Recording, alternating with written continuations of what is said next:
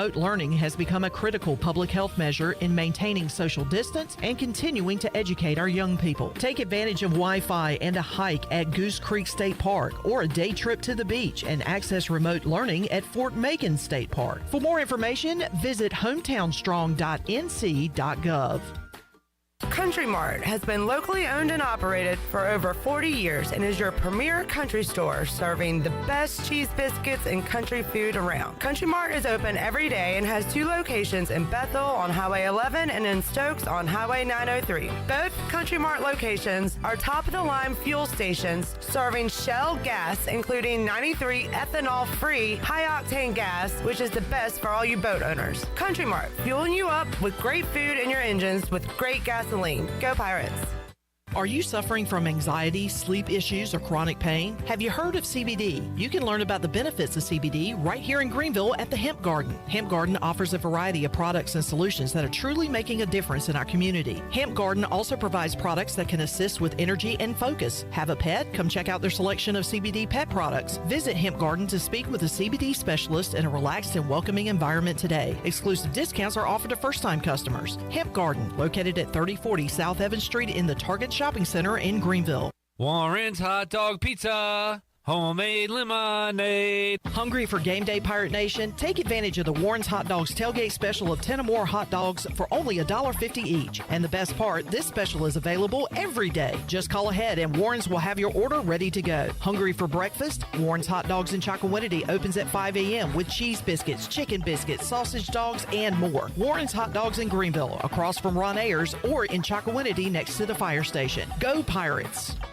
Be sure to check out David Price Construction for all of your commercial or custom residential renovation and building needs. Run by ECU alumni, David Price Construction specializes in commercial projects, maintenance on facilities, and large-scale residential renovations and additions. Proud to be voted the Remodeler of the Year by the Home Builders Association of Raleigh-Wake County in 2018 and Best Business Commercial Remodel Project winner for 2020. David Price Construction, the proud ECU Home Services partner.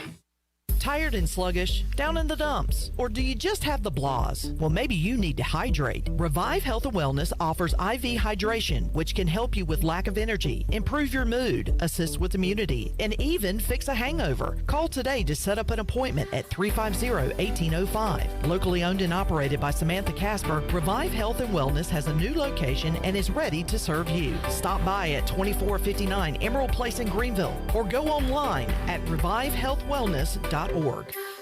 This is Pirate Radio, WGHB Farmville, 1250 and 92.7 FM Greenville, WDLX Washington, 930 and 104.1 FM Washington. Can you be quiet, please?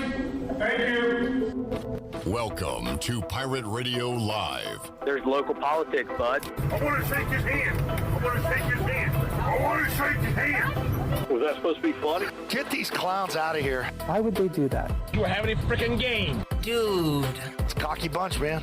Now live from the Pirate Radio studios in the heart of the Pirate Nation, here is your host, Clip Brock. Alrighty, welcome into this Tuesday edition of Pirate Radio Live. Clip Brock here inside the Pirate Radio studios, coming to you on Pirate Radio 92.7 FM in Greenville, 104.1 in Washington. We're on 1250, 930 online, PR927FM.com, and you can watch the show on Facebook Live and YouTube. As we are there, you can chime in, comment on what you would like to discuss on today's program.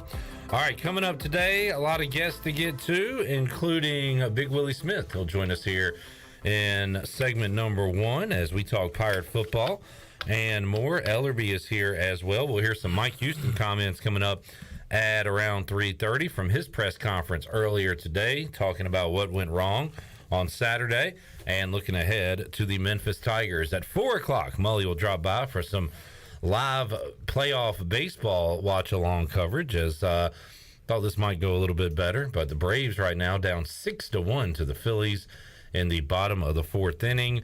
You've got 3 other games coming up today. It is day 1 of the divisional series, so it'll be Mariners Astros coming up at around 3:40.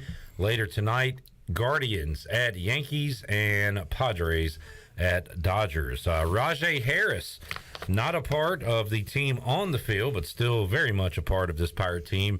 Talked to him earlier today. We'll air that interview for you coming up at 4:30 as he remains in high spirits. He is just a couple of days away from undergoing surgery. It's going to end his football season, but still keeping his spirits high. We'll talk to Rajay about that and what he saw on the field on Saturday and looking ahead to Memphis. So the Pirate running back will join us coming up later on. And Bryce Williams, former tight end, joins us at 5 o'clock. He was not happy with the Pirates' performance on Saturday. I think he sent me one text, and it wasn't a good one during the game. So we'll talk to Slim 80, Bryce Williams, coming up in the 5 o'clock hour. Shirley Rhodes, Chandler Honeycutt here, Ellerbe here as well, and Willie Smith. What's up, gentlemen? Hello, Clipper. Got some stats to consider over here in just a few minutes.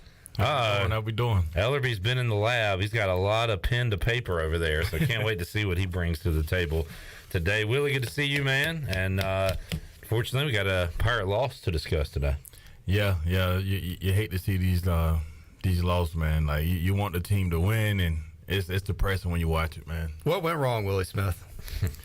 Yeah, that's a great question. We know that this game was going to be a really tight game, and when you look at the stats, man, just kind of watching the stats because I didn't get to see the game, but when you look at the stats of the game, you would have thought that it would have been a better game than it was. I mean, just from the stats alone, ECU seemed like they would have been a team that have won the game. We had the run going from what you saw there, and the penalties wasn't that bad from what you saw from the stat sheet. Time of possession, Tulane did get them there.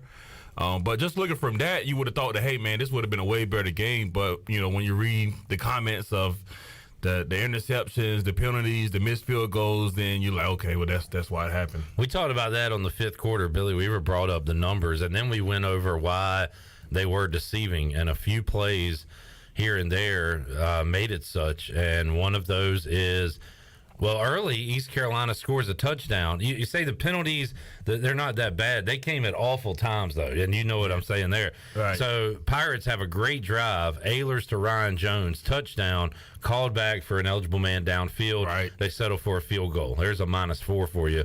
Back down the field they go. Pirates do what they do, get a stop inside the 5-yard line. Tulane's got to settle for a field goal. You've got a personal foul on Xavier Smith after the play, 1st and goal, touchdown. There's another -4 if you're East Carolina. Right. You've got a missed field goal at the end of the half that cost you a missed extra point.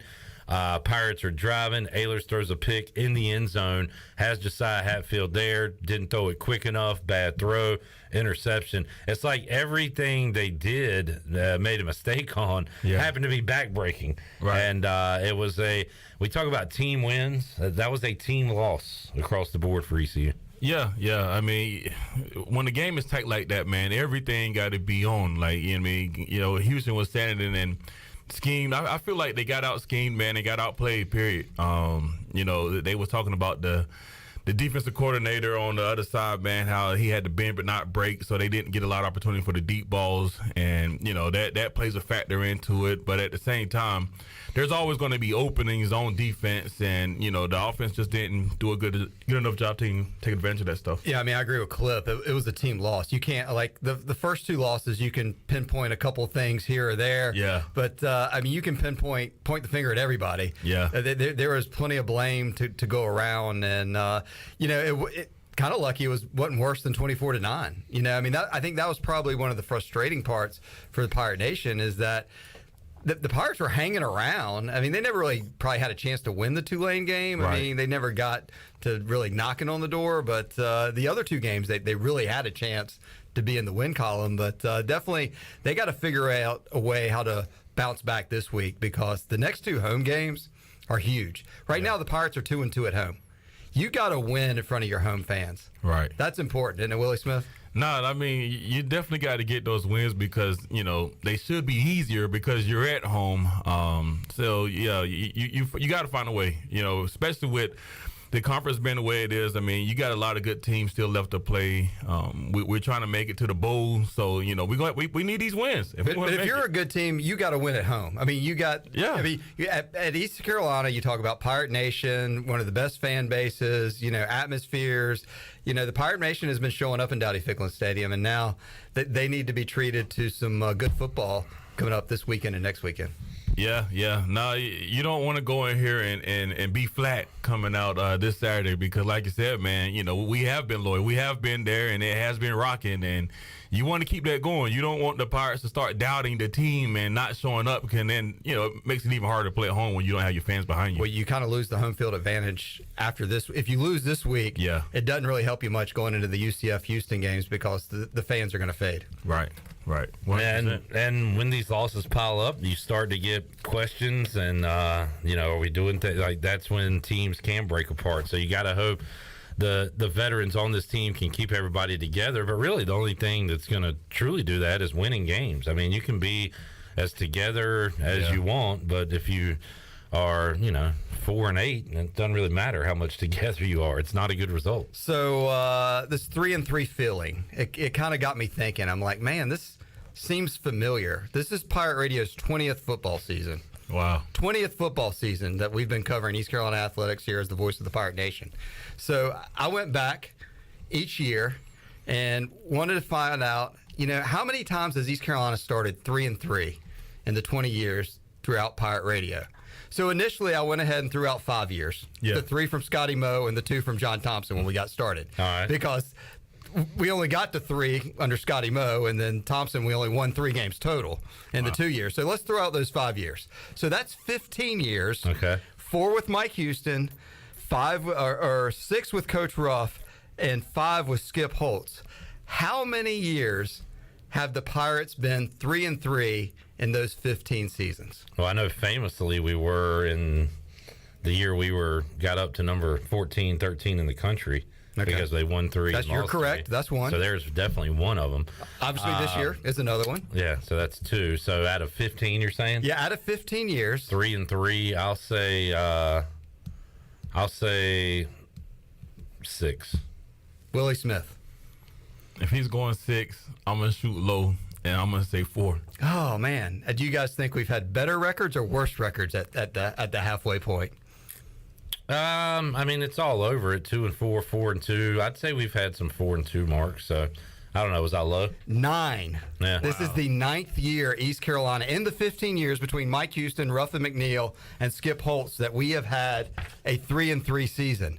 This is the 3rd time under Mike Houston that we've started 3-3. Last year, the Pirates started 3-3, finished 7-5. In 2019, the Pirates started 3-3, finished 4-8. And then Ruff and McNeil had 2 3-3s. His last year, we started 3-3, finished 5-7. And then in 2012, started 3-3, finished 8-5. Skip Holtz, Mr. 3-3. He was Mr. 3-3. 4 times started 3-3. In his first year, started 3-3, finished 5-6. And then in 07, started 3-3, finished 8-5. In 08, started 3-3, finished 9-5. And in 09, started 3-3 and finished 9-5. So there's plenty of, it's just, I was like, man, this seems so familiar. But when you look back, Pirate fans shouldn't be too shocked or feel too out of place of where we are with the 3-3 number. And this was supposed to be a big year. This wasn't supposed to be a 3-3 start. What about the year in 08 after they won the conference championship and they came back and started 3-3? That was the year I was talking about, right? Right. Yeah. No, you're 3-0. That wasn't a happy 3-3 either. Oh, I know, but I'm just saying. But Pirate fans should be kind of like, this is kind of where we live by the midway point.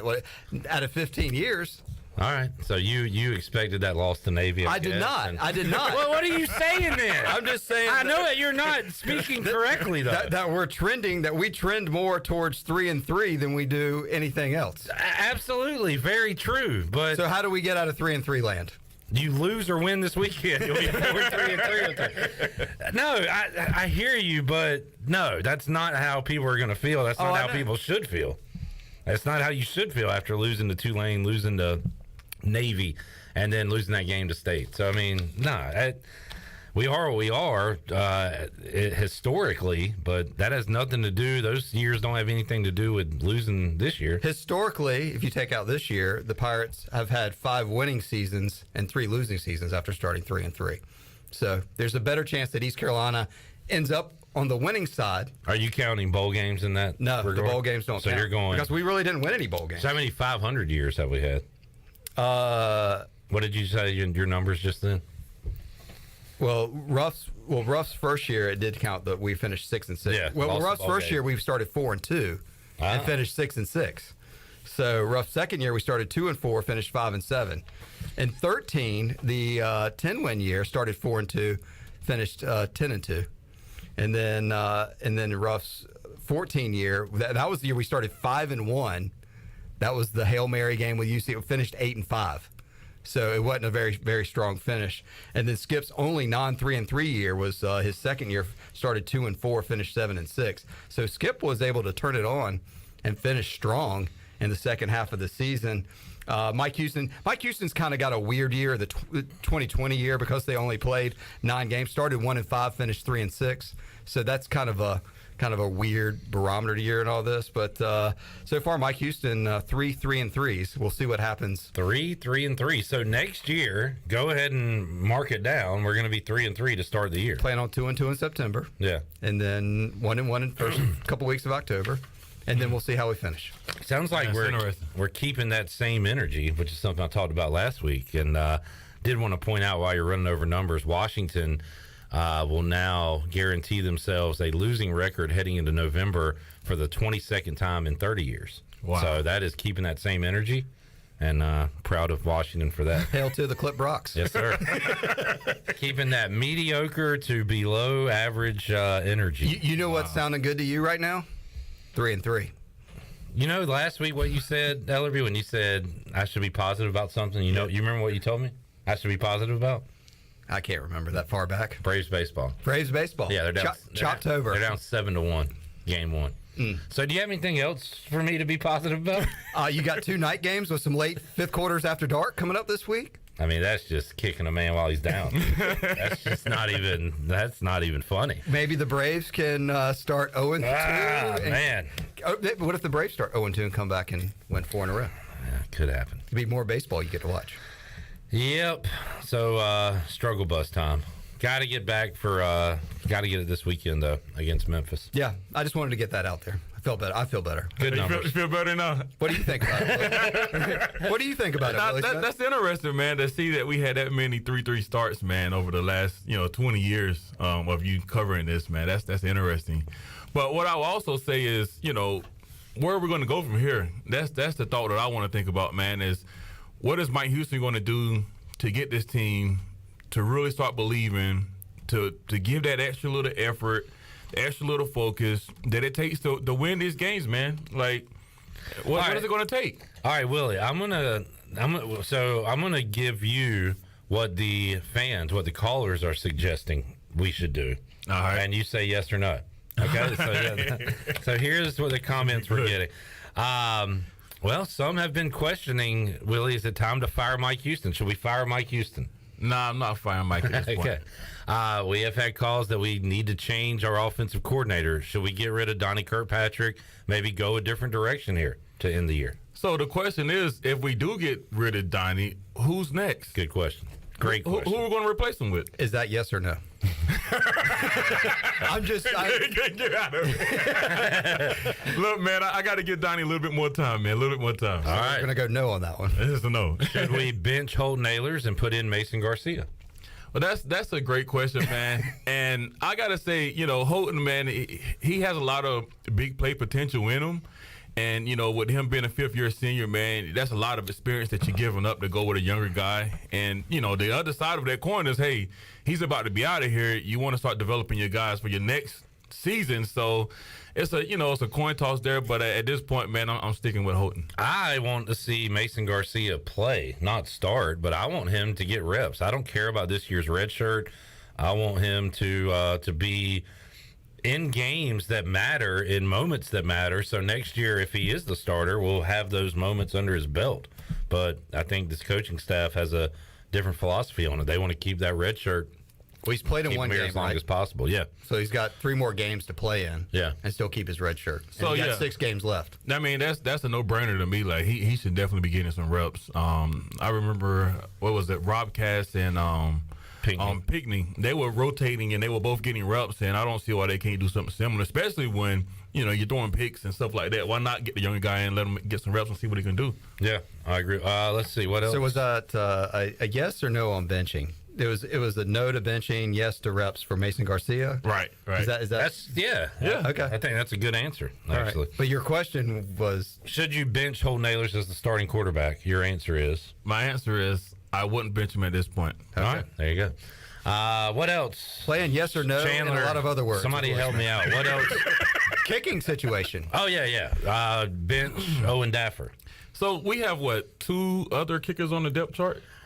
I don't know about the so there was a kicker that has been banged up that was physically unable to go.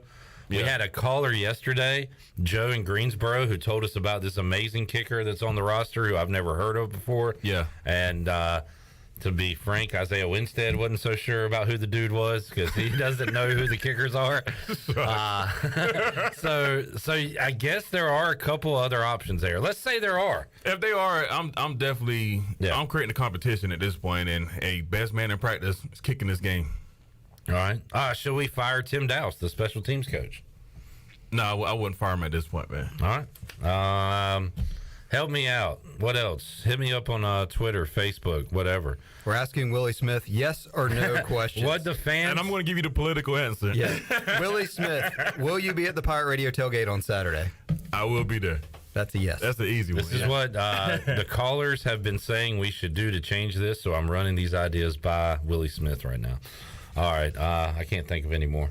I think that's kind of covers the gamut of the big hot topics. Yeah. I think those are the big hot topics. I think this is a big game. And should we wear white helmets? We always lose in them. Yeah, I mean, if we're always losing in them, we need to do all we can do to win. So get rid of those things, man. Pack them up, lock the key, everything, man. Look, get rid of them. Can you change helmets at halftime? Like if you're losing, if we're wearing white helmets this Saturday, can you come out in the purple helmets in the second half? Can we just change all the way to I think they're doing the blackout for the UCF game. Can we just go ahead and transition to the black uniforms for the second half if the Pirates are down 20-7 at halftime this week against Memphis? I don't. Yeah. What's the rules on that? No, that would be a logistical nightmare for the equipment staff, man, because there's so much goes into getting all those uniforms ready, all those helmets ready. You got to clean them up. They got to make them look nice and shiny. So to ask them to do that for 2 uniforms, 2 helmets, that's a lot of work, man. Could we bring in the art students to paint them? Maybe that would be an easy. Do the art students know how to kick? Right. That's the real question. Let's see. Jerome Bacon, former Pirate, says, Willie, what do you see the biggest issue with the play calling is, or offensive philosophy as a whole? What would you like to see the offense do? Yeah, well, I want to see the offense keep mixing it up. I mean, the run game was going for this last game, and it's like playing chess, man. You got to take whatever they give you. So if they're letting you run the ball, keep running the ball. Mix in some play action pass if you want to get the ball down the field, and do it that way. Mix in more screens, mix in more draws, and just be diverse with the play calling. And I like to get the guys involved early in the game so that they can really be playing hard. So that's what I would like to see more of. Willie, Mike Houston just left you a voicemail while you're on the radio. He needs you to talk to the team tomorrow. What would you tell him? Yeah, I'm gonna say, look, man, we are who we are, like they say, right? We are who we are right now. We're a 3-3 team, but we're better than this. And there's a way that we can win. And that way is to go out here and outwork the other team day in, day out. Stop shooting ourselves in the foot with the dumb penalties, and just go find a way to win, man. Find a way. Like, if you want it bad enough, go find a way to win, and do it day in and day out. Bottom. Good stuff. Willie Smith joining us. Coming up at the end of this segment, we're going to celebrate both PBR Tailgate Tuesday, and we'll also be celebrating on Thursday, Ellerbe, at A.J. McMurphy's PBR Pirates and Puppies. You can make a $10 or more donation and get an awesome T-shirt here. This will be at AJ McMurphy's beginning Thursday, 5:30. $10 donation or more gets you a PBR shirt. Money raised goes to the Humane Society of Eastern North Carolina. There'll be food and drink specials, and you put one thing up here for me to read that I'm not. That might keep people away from the event. That's going to start way after we're going to start. All right. Don't worry about Bears and Commanders on TV. That won't be on TV while you're there. They might have playoff baseball on. Don't let that keep you away. Playoff baseball will also be on the TVs at AJ's. But the cool thing, I talked to the people at the Humane Society, and we've printed up these shirts and done a promotion with PBR. And I talked to them this week, and maybe y'all saw the news story not too long ago, but someone abandoned like 7 or 9 puppies in the community not too long ago, and they got dumped off at the Humane Society. They were able to take them in, but that cost a lot of money, and that, they're always looking for funds and creative ways. So Pirates, PBR, and puppies this Thursday starting at 5:30. Stop by AJ's. Plenty of food and drink specials, and get you a cool T-shirt for a $10 donation or more, and just have a fun way to raise some money for the Humane Society right here in Eastern North Carolina. Good stuff. So what do you want to do, Ellerbe? You want to make it all one prize, or you want to make 2 winners today? How about this? We got a 12-pack of PBR and a $10 gift card to AJ McMurphy's. You'll get both right now if you're caller 4.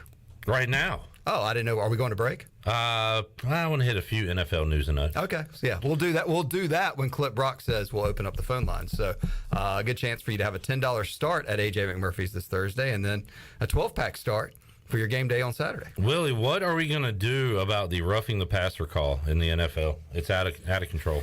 Yeah, it's a little insane. You showed me the highlights when I got in here, man, and that's crazy. If you can't do that, then they might always take sacking the quarterback off the table because you can't hit him. Last night, Derek Carr lost the ball. He didn't even have the ball. He's laid on the ground, and they call roughing the passer because the guy takes the ball and lands on top of him. Yeah. There is physically nowhere else for that guy to land. So you had that one, and then you had Tom Brady being slung to the ground after a sack. Didn't get hurt or anything. He's fine. And then, boom, penalty, Falcons lose because they don't get the ball back with a chance to win. Well, I mean, I kind of understand the one with Tom Brady. I mean, he is a senior citizen, of course. And, he slings somebody like that, man. He's probably breaking a bone or something. That's his decision for his old ass to be out there. He's 10 years older than Willie Smith and still playing in the league. Actually, that's factually correct. I know. That's crazy.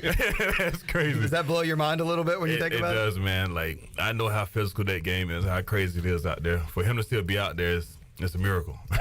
Did you see what happened after the Raiders game last night? Nah, I didn't. Devontae Adams is going off the field, and a cameraman kind of jumps out in front of him, and Adams is walking to the locker room, and he shoves the dude, pushes him down, and walks off. He later apologized via Twitter and also in his post-game press conference that that's going to cost him a lot. Yeah, it's going to cost him a lot, and the cameraman has filed a police report. Like, if I'm that guy that got pushed, I'm probably moving to Vegas and getting ownership in the Raiders out of this thing.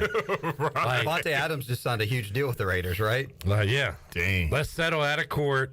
You make me part owner. Give me a casino control or something. So was this like an NFL Films cameraman, a local TV cameraman, or wow? I don't know. Was it like a cameraman with a still camera or like a video? I just know he's got a neck brace on now. he wants his money. I don't blame him. I'll be the same way. Shoot. $15 million for roughing the photographer. Right. Lost a down. And a vacation home. Right. Not very smart there. Reminded me immediately of Dennis Rodman kicking the cameraman. Right. Remember that back in the day on the baseline? He probably got off real easy then. So, Devontae's going to be in some trouble. I don't know. You think you get fined, suspended for that, or just a fine? From because the NFL is probably going to fine him, right? Yeah. This is one of those things where this guy filed a police report. Right. And no criminal charges are going to be filed, and it's going to go straight to Devontae's lawyer, and they're going to send a check. But it's like, I wonder I want us to try to follow up on this Tuesday next week to see how this story develops. Yeah. Because this is one you hear about, like, man, the football player pushed somebody. Right. And then whatever happened, then it ends up kind of going hush. It's going to be like a settle out of court thing, right? Right. Where They're definitely going to settle out of court, and, I want a jersey. I want right. It's going to be all of that. But the NFL, man, they got a certain image that they want to protect, so they're going to hit them hard so nobody else attempts that. The other thing that, I'm sure you could Google it and search it, but that kind of faded really fast was the incident with Andy Reid's son that he got in the car wreck. You don't hear. I mean, somebody died, right? I know. Did he go to jail for that, or did they settle? I mean, that's kind of one of the things that never really stayed in the. I mean, it made news because it had to make news because I mean he killed somebody. Right. But then it was like the due process kind of got pushed down the road, and it just kind of has been not as much in the front and center like it. You got to think, man. There's a lot of money behind these type of cases, man, and Well, you got the Kansas City Chiefs that don't want their name as former Kansas City Chiefs coach. Every time that story's being read, it's Kansas City Chiefs, Kansas City Chiefs. So I mean, there's a lot of money behind it in the NFL. Yeah, I mean, you got enough money, these things tend to go away. I mean, Dan Snyder, you don't really hear him as much in the news either. I mean, there's just certain things that it's amazing how it kind of never just it gets out there and then it just fizzles. Right. Yeah, that's the way it goes. All right, let's see. Anything else? I don't want to talk about the Eagles or the Cowboys. I'm about Giants. done. Want to talk about the Giants? No, don't want to talk about the Giants. You don't want to talk about the Commanders? Things are going bad. Things are bad. Have you thought of picking a secondary team? No, I'm not Troy D with a secondary team. Okay. I'm not 5 years old, Ellerbe. I'm a grown adult. Treat me as such. I will treat you as the Conley hat wearing Brave shirt and obviously disowning your Commanders gear right now. Willie Smith, what'd you think of Matt Rule being fired? $40 million. Wow. Good gracious. Is that a great question, too? Yeah. What happened? Wow. I don't even know, man. I really don't. Like, where did this $40 million come from? Like, I missed it. He signed a 7-year contract when he got, and then he's into year 3. Now he's being paid to stay away from the building. Yes. Wow. He's going to exit the building and probably, my guess, $800,000 a month for the next 48 months. Yeah. And then my guess is within the next 2 months, he'll get another high 7-figure paying job somewhere else. Nebraska, Wisconsin, probably one of those. Yeah. That's crazy. Now when that paycheck starts to hit, the Panthers' money's gone, correct? It works against the Panthers' money a little bit if he gets another job. I think that's how it works. Here's the big question, Willie Smith. If Matt Rule wants to sell his house in Charlotte, can you help him out? I'll get to Charlotte for that. So how can you going to help Matt Rule? But if you want to help somebody here in Greenville, how can they get up with Willie Smith? Yeah. The best way to reach me is call myself 258-8168, or if you want to look me up online, hashtag Pirate Nation Realtor. How's real estate going right now? Man, real estate market it's still booming. It's cooling off a little bit, but man, they're still getting multiple offers on properties right now, so it's still hot. Good stuff. Well, you need to should have got into coaching. That's a fair ball. Because these guys get fired and get paid to get fired. As a player, when you're on, what happens with your contract? You get the axe. Is there any more money coming to you, or is that it? Well, it depends on if you had any guaranteed money in there. Right. So depending on how they pay that out. But if you was the guy like me that was fighting every day to hold your spot, when you was gone, you was gone. There wasn't no more money coming to you. Right. How much of the roster is week to week with no guaranteed versus guaranteed? Yeah.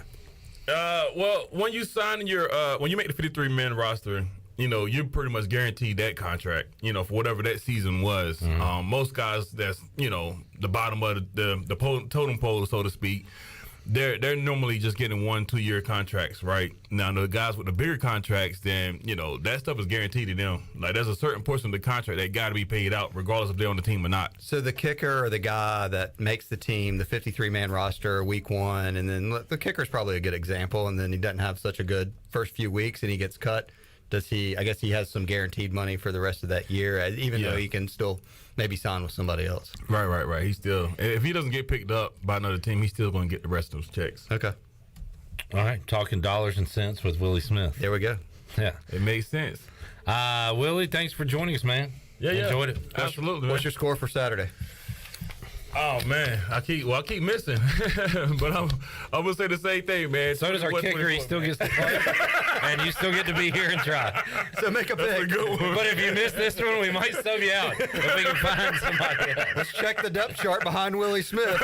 Stephen Baker is gonna come in. Right. Oh man, yeah, man. I'm hoping we get this win this week, man. 21-24 Pirates, man. All right, there you go. You heard it here first. All right, caller 4, 317-1250 gets a 12-pack of PBR and a $10 gift card to A.J. McMurphy's. We will give that away right now. Caller number 4, 317-1250. We are back with more on Pirate Radio Live. We'll hear what Mike Houston had to say earlier today after this.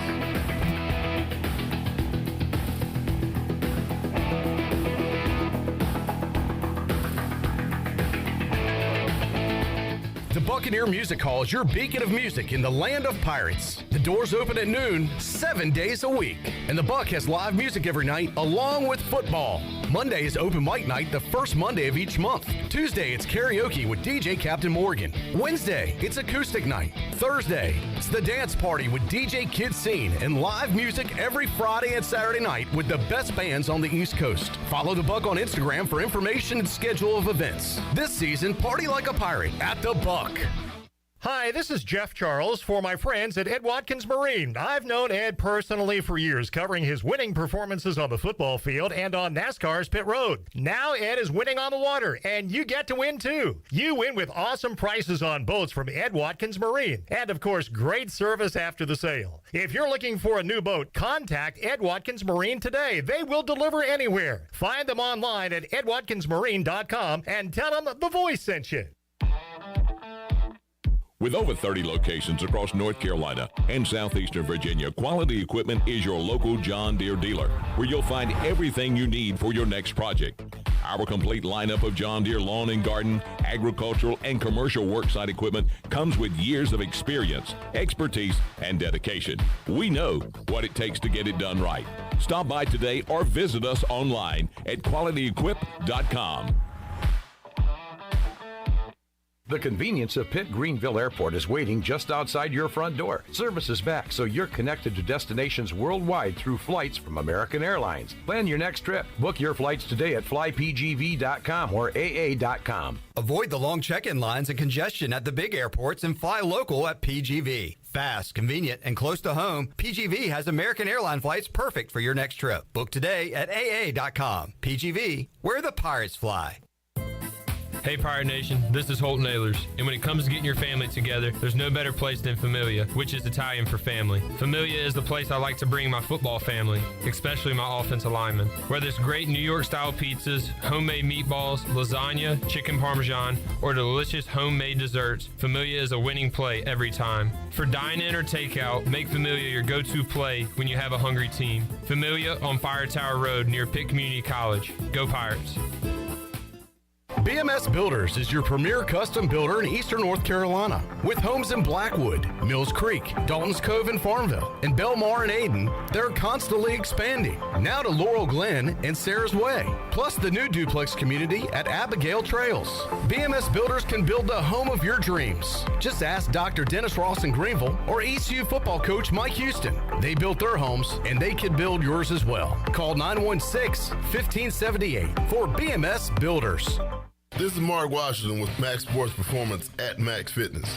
Our facility has reopened and is following all safety protocols. The best thing you can do to strengthen your immune system is, of course, to work out and exercise on a regular basis. I can assist you as your performance coach. You can also enjoy the benefits of a private facility. Avoid the crowds and work out at Max Fitness. Now is the time to get healthy. Max Fitness, just off Highway 43 in the old Ace Hardware building behind Speedway in Greenville. Call me, Mark Washington, 902-4877.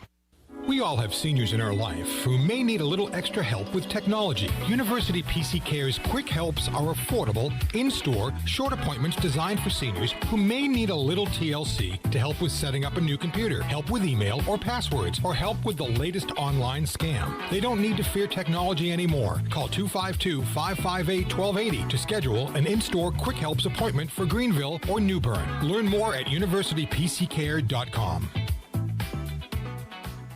This is Coach Gary Overton, and you're listening to Pirate Radio, the voice of the Pirate Nation.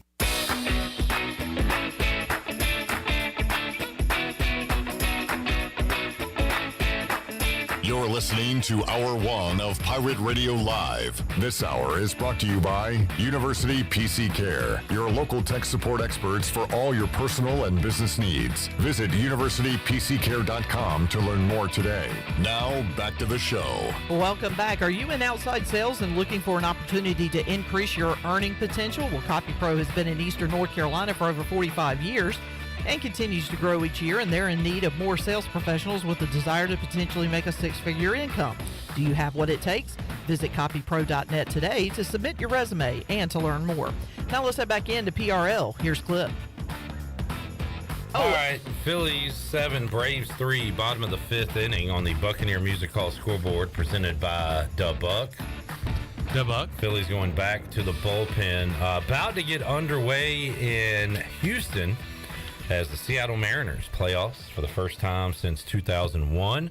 Got by the Blue Jays in the wild card. They take on the Astros. They are getting underway on TBS as we speak.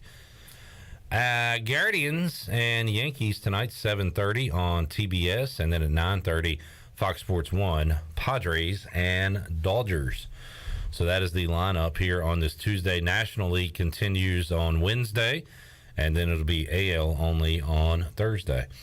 All right, Michael Harris is up. We're going to hear from Mike Hughes. Adam's fired up. Did Adam just win? Yeah, I threw it back to you before I mentioned the winner of our PBR contest. But, yeah, Adam Runsola of Washington walked away with a... Runfola.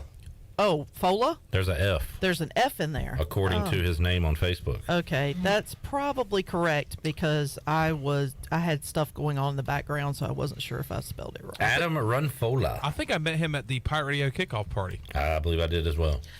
Anyway, he was the big winner. Congrats, winner. Adam. Congrats. On this Tuesday, Michael Harris said the dish. Let's hear from Michael Houston at his press conference from earlier today. Here were his opening comments as he talked about the loss to Tulane and looking ahead to Memphis. Obviously disappointed in not being able to get the victory down in New Orleans this past weekend. Thought we faced a very good Tulane team. When you look back at the game, and I've watched it multiple times and watched it with both sides of the ball and special teams. You look at the things that we did well, and I thought we did start the game very well. Thought we played very well in the first quarter. I thought that as the game went on, there's half a dozen plays where Tulane made a play and we did not, one way or the other. And I thought those plays, combined with a couple of mistakes that we made that Tulane did not, ended up in them winning what was a highly contested game. And certainly congratulations to Coach Fritz and Tulane moving on to 5-1. They've got a good football team, just like we thought. And we've got to be better in all phases of the game, and got to improve from our performance last weekend. And, the one thing I do know is we have a very motivated group. We have a motivated group of coaches. We have a motivated team. We had a good workout on Sunday evening. We've had productive, both players and coaches, things over the last day and a half since then. I expect us to have a really good practice this afternoon. I expect the Pirates to play well this coming Saturday. Excited to be back at home. Should be a great atmosphere, 7:30 kickoff, homecoming. You're going to have, a lot of people back here for Hall of Fame induction and Marcus Crandall going in, and just a lot of excitement around the game, and it's two really good football teams. Obviously, Memphis is coming off of a tough loss to Houston last Friday night. I was able to watch most of that game after we finished up our meetings. So, we've got two teams that are, really good teams that matched up this weekend. Should be a great game. We'll be ready to go. All right. We talked in the first segment with Willie Smith about the mistakes, Xavier Smith and his penalty, which he addressed yesterday when he talked to us on the Players Lounge. C.J. Johnson had one sticking up for Isaiah Winstead, who Isaiah said, yeah, he can't do it, but he might have done the exact same thing if he was sticking up for his guy. So, yeah, you don't like to see it, but you can certainly understand it after it's discussed. But he talked about addressing those mistakes with the players. Cut to. Well, the one thing I know is, the kids, they want to be successful. And so I do think you address each situation. A lot of times it's things that they know. So you just try to coach up how to play the ball better, whether it's offensively or defensively, or you coach up a decision, no matter who it is making it, how we can better make that decision. We're always looking at how we can do things better as coaches. And at the end of the day, it's a game played in real time, and it's somebody's going to make the play, somebody's not. And so you just try to do the best job you can of addressing it, and I think you do. I think you very directly address it and try to coach it and try to improve on it. Mike Houston was asked how he or can he put a finger on the inconsistencies with the offense. Cut 3. Well, I think that the opponent and how they're defending you has a lot to do with it, and then I think rhythm and sync has a lot to do with it. Everybody being on the same page has a lot to do with it. For example, South Florida got up there and decided they wanted to play us press man on the line of scrimmage, and we were able to hit some deep balls on them, and we connected, and we won the 50-50 balls. This past weekend, Tulane defended us completely different. And I think after probably the middle of the second quarter on, we just, we were able to drive the ball pretty well till you got down to around the 30-yard line, and we just did not make the plays that you have to make. You got to score points. And conversely, on the other side, we did give up a few plays to Tulane. And so I think that's where it goes into just we've got to improve our execution. We've got to improve everybody being on the same page. Everybody in this conference has a lot of talent. Tulane had a lot of talent on defense. Tulane had a lot of talent on offense. Memphis this weekend, they've got a lot of talent on both sides. We all have a lot of talent. So it comes down to who can execute the best, who can play together the best. That's really the big one. The better team is going to win on game day. And so it's, striving to try to get a group of individuals to play together and be the best team on game day each Saturday. All right, Mike Houston also was asked by Stephen Igo about the scramble drill a couple times. Ehlers got out of the pocket, play breaks down, and then it's just kind of backyard football. Made some plays there, didn't make some others, and Igo asked Coach Houston about that, how much they work on the scramble drill. Cut 5. Well, certainly the scramble drill is something we work each week, and it's a very choreographed kind of deal. And I agree with you. I don't think we did a great job with it at times last Saturday. And, why we didn't last Saturday, that's the questions you ask when you're watching the film. And it's certainly something you emphasize. For example, we do pass scale good on good every Tuesday and every Wednesday in practice. And the thing I encourage the quarterbacks to do is, don't sit back there because, you don't have an offensive line, defensive line in those settings. After a certain beat, you need to scramble. Coach Kirkpatrick encourages them to scramble because, we work the drill against air, okay? But, and that's fine. You work it against air so they know where to go. But then the best work is when you're going against the defense because you're reacting to another body. And we just got to continue to do a better job of taking that to the field. We've obviously had some huge plays in the scramble drill throughout the season so far. So, to me, it comes down to more just a focus deal in the ball game. All right. We have heard and have talked about, ECU could be 5-1, yada, yada, yada. Things go a different way. We're not. We're 3-3.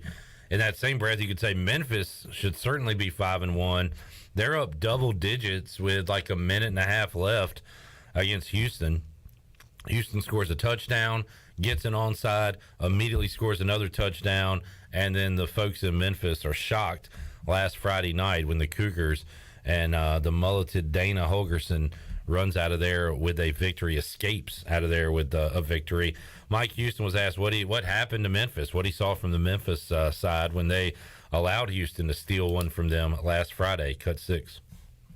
Well, I think it was not as much what I saw from Memphis as what I saw from Houston. You had a huge kickoff return for a touchdown that started the whole thing and kind of energized Houston. And then you had, they started playing better defensively. They were able to get some stops. Houston was able to score. They were able to get an onside kick. And, the combination of the scoring drive, onside kick, you're right back out on defense, Memphis. Houston was able to drive down, pretty easily for the game-winning touchdown and extra point with seconds left on the clock. So, to me, it was more, Houston really got going. The kickoff return kind of ignited the comeback, And then I do think that Memphis got tired defensively there late in the game. All right, Mike Houston, Memphis is coming in angry. You hope the old let the same team, same game, beat them twice kind of thing sticks with Memphis because, excuse me, they should have taken care of business last Friday night. They did not. So both of these teams coming off a loss as they play Saturday night, 7:30 at Dowdy-Ficklin Stadium. All right, let's take a break. We'll come back. Might get to a little bit more of Mike Houston. Right now, Phillies lead the Braves 7-3 in the 6th inning. Atlanta has left 9 on today through the first 5 innings. They have stranded the bases loaded twice, leaving ducks on the proverbial pond, and it has hurt them in their game with Philadelphia as the Phils lead it 7-3. Also, those pesky Mariners. Runners on the corners with 1 out in the top of the first inning as they play the Astros. So the Mariners looking to strike first against Justin Verlander. We'll keep you up to date on what's going on in the MLB playoffs as we roll on. Buccaneer Music Hall Scoreboard presented by Buck. Buck. More to go. Hour 1 of Pirate Radio Live after this. Greenville Utilities electric customers will soon be able to receive text notifications in the event of power outages. Enrollment is automatic, so make sure GUC has your cell phone number by signing into your account at GUC.com, then update the information in your user profile. Want to talk with someone instead? Call 252-752-7166 during business hours. 252-752-7166. Update us so we can update you. Visit GUC.com for more information. The best burgers around. Everyone loves a thick, juicy, and fresh burger. Tiebreakers in Greenville, plus the all-new Tiebreakers in Winterville, do real burgers better than anybody. So don't just go to any burger-themed restaurant chain. It's time to break the chain and eat local. Tiebreakers, real burgers at its best. Everybody loves burgers. Hi, Pirate Nation. This is Kyle Gaines from Washington Chrysler Dodge Jeep Ram. Are you ready for fall? Because we are with our fall savings event. Also, are you tired of other dealers marking up their vehicle over MSRP? Don't worry, because at Washington Chrysler Dodge Jeep Ram, we don't do that. Come work with the best salesman in Beaufort County, Stephen Tyson, voted by Washington Daily News. Have the pleasure of working with the best sales staff in Eastern North Carolina during our fall savings event. We have a vehicle for every need. Come check out the all-new designed Jeep Grand Cherokee and more. And remember, drive a little, save a lot. Go Pirates. Hi, this is Jeff Charles, and welcome inside the booth. Some thoughts on Aaron Judge coming up next. Just like Pepsi, D'Angelo McKinney from Kenansville, born in Eastern Carolina. Football season is upon us, and those of us that live in Eastern North Carolina know what a special time of year it is. This is Landon Minges with Minges Bottling Group. I'm the 4th generation of my family to have the honor of distributing Pepsi-Cola products to my neighbors in Eastern North Carolina. For over 75 years, my family has taken pride in this great responsibility, and we are proud to have remained locally owned and operated for over 7 decades. When you purchase a Pepsi in Eastern North Carolina, you are supporting your community and keeping those dollars right here in your own backyard. Support local, drink Pepsi, go Pirates. I will be honest, I had to look up Aaron Judge to see if he played college baseball or signed with the Yankees right out of high school. Well, he played at Fresno State for 3 seasons, and he was the Yankees' first-round pick in 2013. He made his New York debut August 13th, 2016. A year later in 2017, he hit 52 home runs, a rookie record. His record-breaking home run pursuit of first Babe Ruth and then Roger Maris's home run records brought a lot of notoriety not only to him but to baseball. I can remember in 1961 being a little guy 9 years old, and Maris and Mickey Mantle were in hot pursuit of Babe Ruth's record of 60 home runs. Maris hit 61, Mantle hit 54. It captivated the nation. Judge's run has been a big deal, but not quite like the runs of 2 other big sluggers, Mark McGwire and Sammy Sosa. Times have changed, but Judge deserves his time in the spotlight. Come on back again next time, and we'll visit inside the booth. The icy treat that can't be beat is Sparky Snowballs. From big kids to little kids, Sparky Snowballs has been making smiles happen for over 20 years. If you're not in the mood to chill out with a snowball, Sparky's funnel cakes and fried Oreos are a perfect Sparky-licious treat every time. Are you having an event, party, or fundraiser? Call Sparky's to come on site. Remember to follow Sparky's on Facebook or visit SparkySnowballs.com to see where they'll be next. This is John Gavigan with the Gavigan Agency. Our top priority is doing what is best for our members. Whether you are buying a new vehicle, a new home, protecting your family with life insurance, or filing a claim, our agency will be there every step of the way. Our goal is to become a trusted advisor for you and your family for all of your personal and commercial insurance needs. Give us a call in Greenville at 756-1400 for a car, home, business, or life insurance quote today, and give us the opportunity to show you the benefits of doing business with someone who cares. This is Brian Bailey, host of The Brian Bailey Show, and you're listening to Pirate Radio, the voice of the Pirate Nation.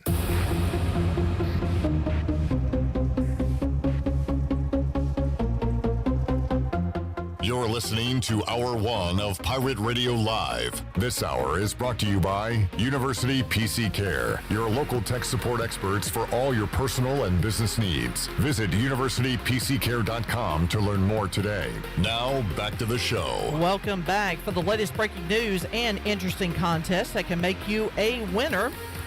Interesting stories and awesome contests that can make you a winner. Be sure to follow Pirate Radio on our social media. You can follow us on Facebook, Twitter, and Instagram at PR927FM. Join the close to 60,000 followers today. Now let's head back in to PRL. Here's your host, Clip Brock. All right, back with you, Pirate Radio Live. Phillies lead the Braves 7-3 as they head to the bottom of the sixth inning.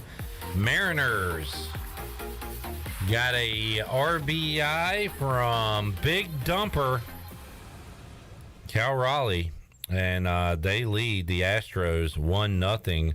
And who is Big Dumper? You're going to start hearing about him if you follow the playoffs. An interesting nickname. How does one go about getting that nickname? Tim Kirkchin actually on ESPN explained it during the wild card series, Blue Jays and Mariners, and here's what he said. The Big Dumper is his nickname.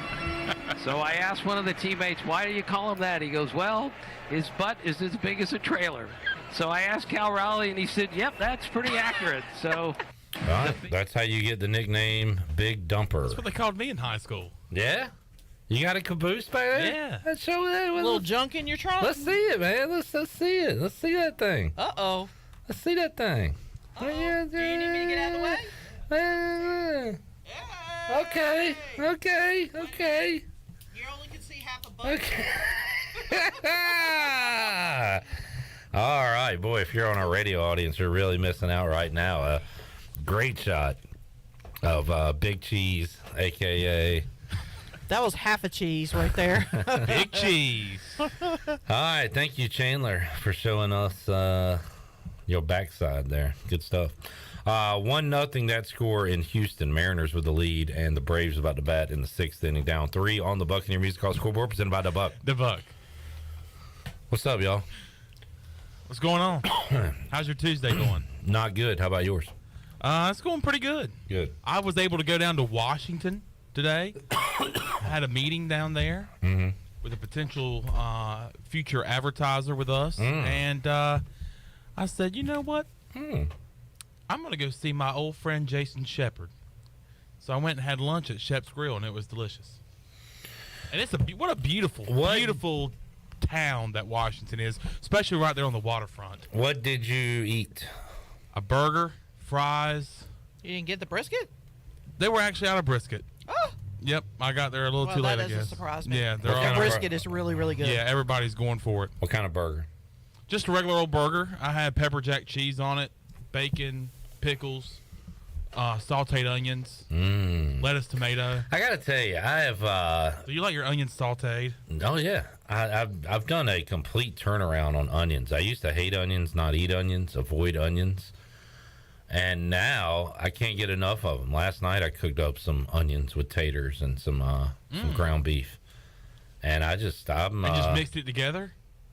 Yeah, that sounds really good. Put some gravy on it. Yeah. Oh, it was I good. cooked spaghetti last night. Man, you chefing it up. I'm chefing You're it up. chefing it up, boy. Yeah, But boy. onions are now a big part of what I do. It's a big part of my life. It's a big part of my life. What is? Onions. Onions. Bill Raftery. What is a food that you didn't like growing up that you like now? I would say squash. Yeah, okay. I grew up on some squash. Grandma cooking squash. So. I don't mind squash.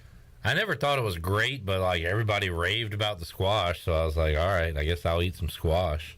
I was told it was good for you, so. I would say tomatoes is part of that too. Yeah. Never have, never will. But now I just can won't eat eat some a tomato salsa, but sandwich. Yeah. Well, But I I will don't add a think tomato to my I've had burger a or food something. that I didn't like as a kid that I grew to like. I'm the opposite. If I ate a lot of it as a kid, I don't like it now. There's very few things that I would eat a lot of that I still eat now as an adult. All right. What about you, Clip? And welcome to Food Corner. Onions. Onions. I don't know if there's any other items that I can think of off the top of my head. Never been a tomato guy. Yeah, I think onions. Onions is the answer. Now Shirley is eating, what is that? Twizzlers. Twizzlers, but it's not like Black licorice. It's the black licorice. Oh my gosh. I think yesterday was the first time I've ever tried it. He and almost never, lost his lunch. Never will I ever try that again. Not a fan. I don't think I that's have disgusting. tried it, and I don't plan to try it. Yeah. Disgusting. Doesn't look very appetizing. Terrible. I like it, but, you know. Then again, there's a lot of things that I like that you guys don't like. So. And that is fine. That's what makes America and the world go. That's exactly We right. all have our differences. Yep. Mike Mullis is here, and we will talk to him. He's having a few chair issues. Good, Mully? As one is to have. But he's going to hop on up there. Hop on up there like a big boy. Oh my gosh. Get on the big boy chair. There he goes. And now he's coming on down. All right, let's take a break. We'll come back, and we'll talk to Mully. We'll talk some baseball, give you updates. Braves down 7-3 in the 6th, and the Mariners strike first, 1-0 after one. They lead Justin Verlander and the Astros on the Buccaneer Music Hall scoreboard, presented by Dub Buck. Dub Buck. We got a lot more to go. Mike Mullis joins us when we return after this.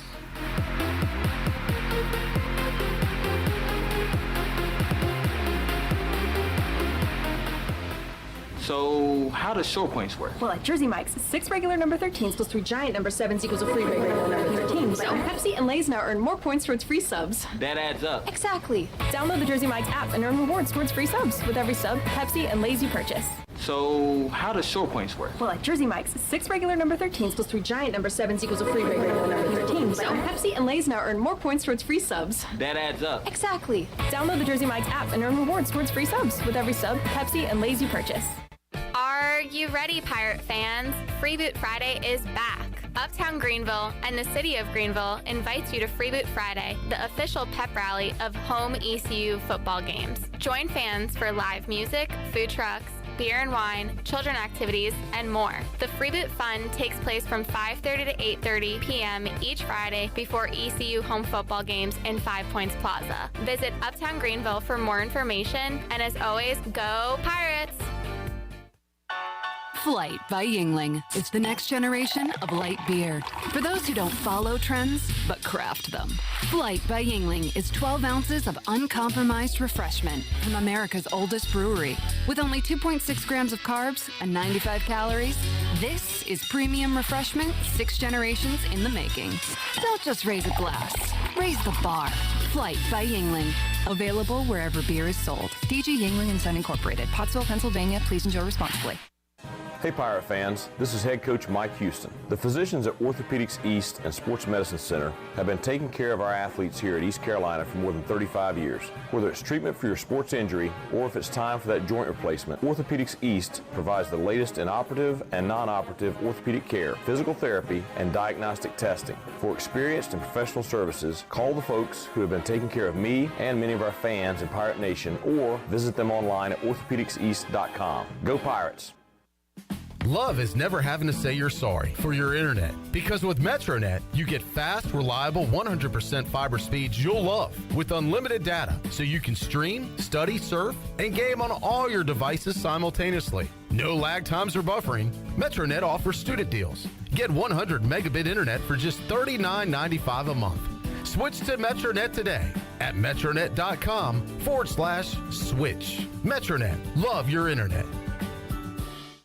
UBE and PirateWear.com is excited to offer Pirate Nation the largest selection of new ECU merchandise and tailgate supplies ever. UBE has the best prices in town, so that makes UBE your one-stop shop for all things ECU. UBE does daily restocks of Champion, Adidas, and Under Armour. Don't forget to bring your young Pirates in to plunder the Crow's Nest, which is the only kids store dedicated to ECU. Plenty of free parking uptown in Greenville. Visit them at PirateWear.com. Go Pirates!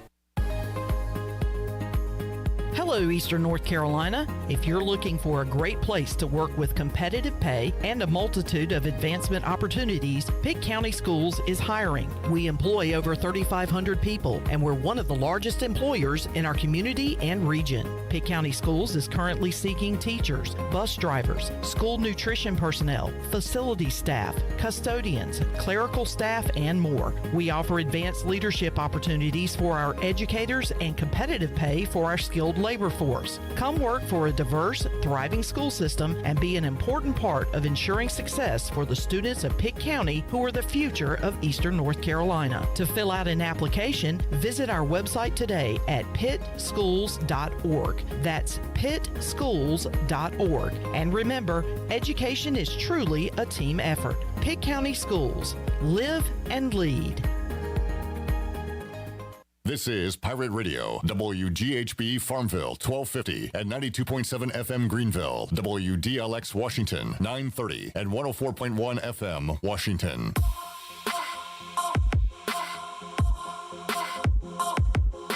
You're listening to Hour 2 of Pirate Radio Live. This hour of PRL is brought to you by First Bank. Together with our customers, we're creating a world where individuals and communities thrive. Visit the First Bank location on Arlington Boulevard in Greenville for all your personal and business banking needs. Now, back to the show. Welcome back. Do you need custom t-shirts, apparel, or promotional items for your business, organization, or event?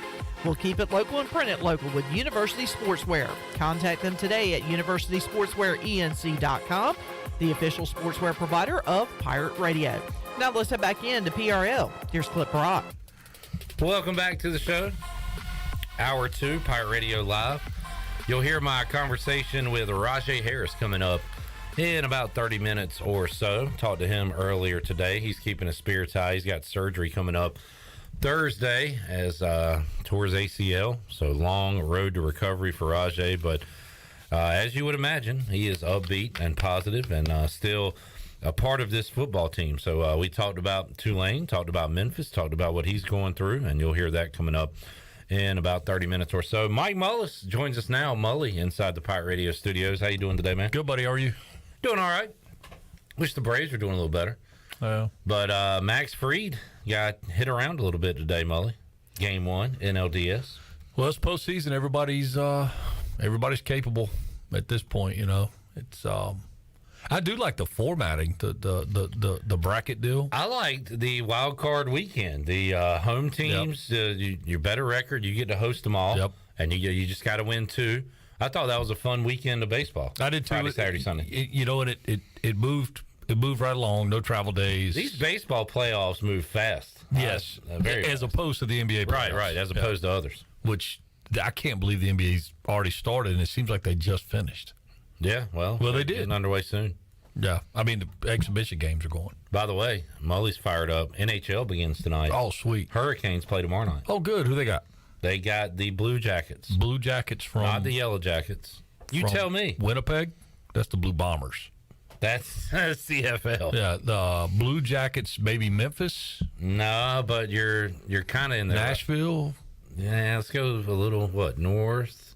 West? I have no clue. Blue Jackets? Columbus. Okay. So minor league team? Yes. Okay. They play the Bananas tonight, and they got the Hurricanes tomorrow. Okay. Good for them. My wife just figured out, I don't know what she was watching, She said, you need a Savannah Bananas hat. I said, I sure do. Hook it up. Yeah.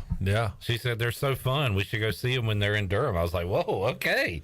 Well, I mean, is this a news flash to her? It is. She doesn't listen to the show often, does she? Not at all. Not a once. Not a chance. Yeah. So yeah, get on board with the bananas. You know what's funny is it's kind of the bananas. I watched all their stuff on. Mully's out on the bananas. I'm kind of on the other side now. It was funny for a while, and it's funny periodically, but now they've shut down real baseball, and all they're doing is banana ball. That's classic Mully too. I mean, but that's everybody. You're on to something, and then it kind of wears on you. Well, and it was a great novelty, but now it's like. But you know, my fear of it, Clip, is that it starts to influence young folks to think this is okay, this is the way to play baseball. Nah, I don't think that's so that never happens, right? Kids don't ever watch what they see on TV or go to a pro park and see and try to emulate that. That was unimaginable. I don't think that's going to happen with the bananas. I beg to differ. So now it's a detriment to society. Well, now it's not, and they say it's not real baseball. It's a show. Well, you know what's going to happen next is your kid's going to be pushing a cameraman like Devontae Adams did. Yeah, maybe. And you see some of this lack of sportsmanship in the middle school levels anyway. I know, and yeah, very impressionable these youth are. That's true today. So I'm trying to think when I was a kid who I liked. I couldn't do like the. Well, our thing was we copied like. You could say, okay, Cal Ripken, whatever. Batting stance? Whoever stand. Yeah, that was what we copied. Yeah. But they didn't do what they do now, right? The bat flips were like, no. And then so we didn't have that opportunity. But now you watch, they had the World Wood Bat down in Florida this past week, wrapped up yesterday. And I watched some highlights of that, and that's all you see. You see the big eye black. You see the sliding into second base and some type of hand sign. But it's so hypocritical because who on the field cares about bat flips? Does the opposing team care about it? Because if so, why are they bat flipping? Does the pitcher get upset? Because if so, why is he going off the mound strutting? Well, who cares? Everybody do their thing. But I think that's part of the problem. All these unwritten rules of sports, not just baseball, were called sportsmanship. There's no need to show up the other guy. But the other team's doing it. So who's getting offended? You know what? Are you a parent? And what do you tell your kids? I don't care what everybody else does. We're going to do it the right way. And you go watch certain teams. There's a whole lot less of it than you would think. Now, yes, other teams, it's a free for all. I mean, you watch Tennessee baseball. Tennessee came to mind immediately. Yeah, they are. They're all about it. East Carolina baseball. They do a little more than historically. Yeah, but I think that's. But when other teams do it, I don't care. But you go watch Tommy, and Tommy's kind of old school. You go watch Pitt. There's none of that. None. Zero. If it happens, it'll happen once. But that's just a difference in mentality. Yeah. And for me, I just don't like it. I think it's very showy, and I think it's not very sportsmanlike. Well, not a lot of bat flipping for Atlanta going on today. I flipped one bat in my career, in my life, and it was in a freaking wiffle ball game with Pirate Radio. And the guy, we were playing a bunch of young dudes from Aiden Grifton, ironically. Chirpy? They are, and Tommy's hitting behind me. Or no, maybe I'm hitting behind Tommy. And they walk him to get to me or whatever. And they are carrying Big on and on. Big mistake, Chandler. Well, I freaking smoked it. I mean, I hit a wiffle ball as good as I wiffled it. And walked to first base. Yeah, I flipped the bat in the air, walked to first base, and walk in the dugout. Well, they're yelling, you got to run the bases. It was a walk-off. It was the end of the game. Oh, you didn't even hit first. Oh, no, I went to first. Then walked off. And then walked off. That's the only time. And even after that, I was a little regretful. Like, that's just not me. It's not my deal. All right, here we go. We got a guy in the YouTube chat. Andy, this is how we're going to handle it, man. You either ignore or you invite him on. I am going to invite you on. So, Andy, you're spamming the chat. Call us now, 317-1250. We'll talk about whatever you want to talk about. This is your shot, your one opportunity. Hey, can we get a little M&M here? Andy, you get one shot. Mom Spaghetti, 317-1250. Call in now. Your chance to talk to us. Well, tell the rest of us what Andy's talking about. They can't see the the chat. Is this about baseball or ECU football or NHL? I'm gone. This has turned into a baseball show, not ECU show. Like every few days, talking about ECU we get these. No, they don't care. They're just looking to complain about something. Right. But what I like to do is talk to people, hear them out. What's the issue? Yeah. Andy, what do you want to talk about? 317-1250. This is your one shot, and you got to take it. And we'll talk ECU football. You can ask us whatever. We'll ask you. What do you think about Pirate football? So call in now. We have nobody on the line. So lines are open. 317-1250. Okay, I have a take on the ECU football game this past week. Let's hear it. I really feel like this is not a knock on anybody, but it is. I guess so. That means there's going to be a knock on someone. Well, unintentionally, I guess so. But I think when the extra point is missed, the win left the sails. I think when the field goal's blocked, I think the win left it. Like I think. Well, yeah. Now you're naming. I think that was the point at which that game was lost. Okay, you could also say Ryan Jones scoring and having a penalty on that play, and then Tulane not scoring. I've heard your take. You've been talking about it all week. So those plays didn't matter. No, they did. But when things continue to go the wrong way, and you start pressing, thinking, okay, I don't know that our special teams can help us with the foot. Like you start pressing to try to score. So my take's stupid and yours is smart. No. Right now? Everybody's heard yours, and they can go back and listen to it in archives. But I'm just saying that it's just a different kind of look at it. Is it? We've talked about this stuff, Mully. Everybody's talked about the field goal. If you're just going to yell, you could do that with Chandler. That's good parenting right there. I mean. You can't, and you know what, Mully? You do that a lot. You irritate the hell, you poke, but you never raise your voice. And you keep that same demeanor, and it just makes me more upset. Well, it's a level of intelligence and maybe maturity, and one day maybe you'll achieve both. I'm striving every day. What are the Mariners doing? They're kicking butt, Mully. 4-0. Well, good for the Fighting Igos. That's all I could think of when the Mariners. I think about the one Mariner fan, you know. That is the one. Mully, what do we do about the kicking situation? Man, I don't know. The poor kid. It's not a physical deal, and I will also say, and again, I've heard some of your take on it, and other folks. I think there's a lot of responsibility to be shared there. With you lost your snapper to LSU, so is he seeing it different? You've had two different holders this year. None of the timing of it seems to be great, and then it kind of looks like. And I had this pointed out to me by a really good golf guy. Daffer doesn't seem to have a pre-shot routine that he sticks to every time. He may run into the net, kick it twice, come out, swing his leg once. He may, when they, time out, kind of icing kind of deal.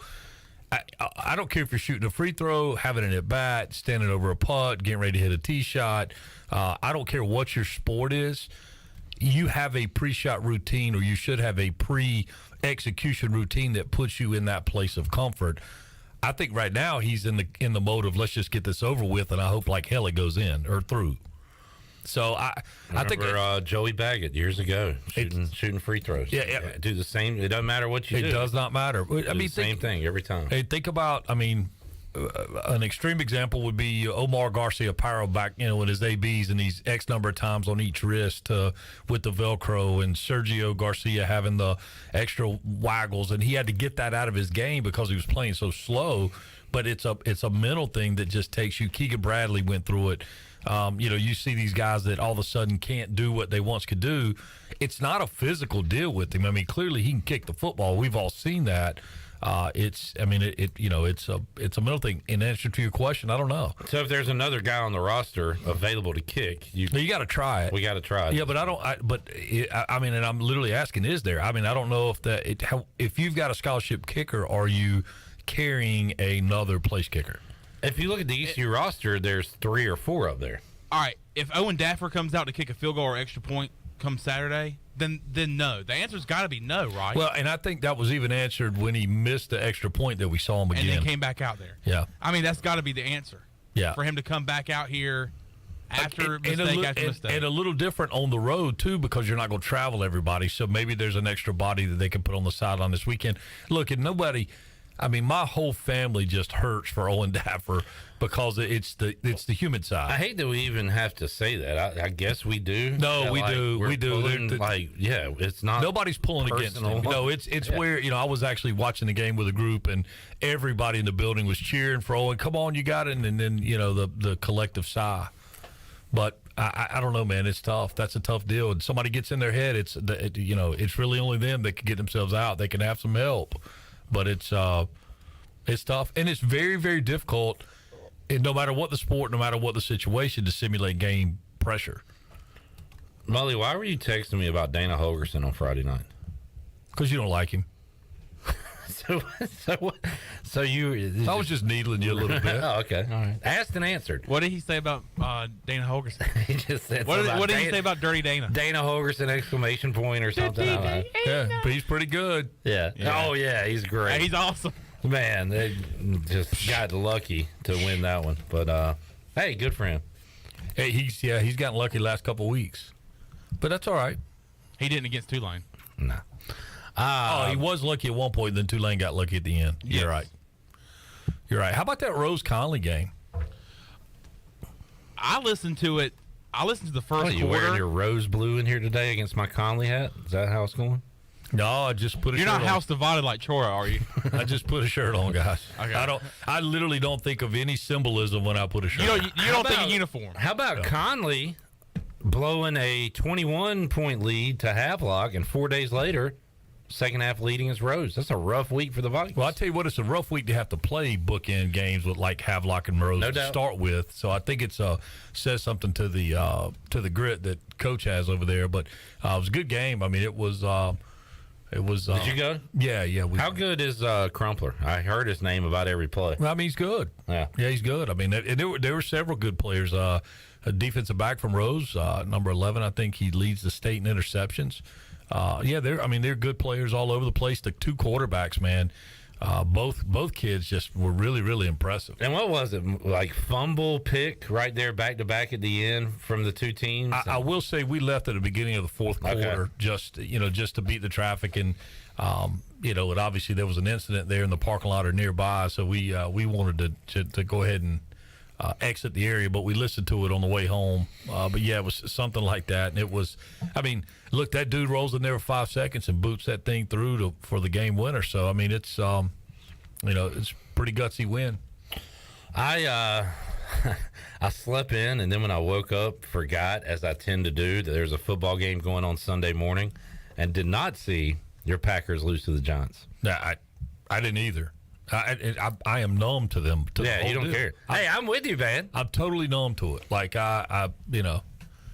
literally, my son, my youngest one, and I just had this constant conversation, like, who are we going to cheer for? Wow. So we go, hey, I really like Josh Allen. I really like obviously Pat Mahomes. I really, it's going to be interesting to see what the Panthers do. So now the interim head coach for the Panthers is a West Charlotte Lion alum. He's a former Lion. Steve Wilkes. Yep. So obviously a little more rooting interest there, and not that it matters. But we're searching for a home. We'll come back to the Packers.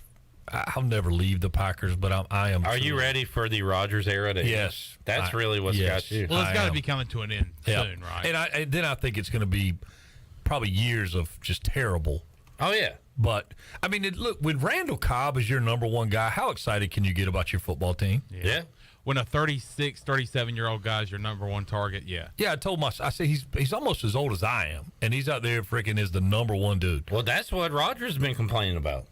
I get it. Yeah. I get it, but, it's not so much – he is the epitome of not necessarily what he says, but it's how he says it, and Rodgers just comes across as though he thinks he's the smartest guy in every room. No doubt. Whether you're talking football, it doesn't matter. Medicine, it doesn't matter. Drugs, yeah, Nick Cage movies. I mean, it doesn't matter. Yeah. He's, and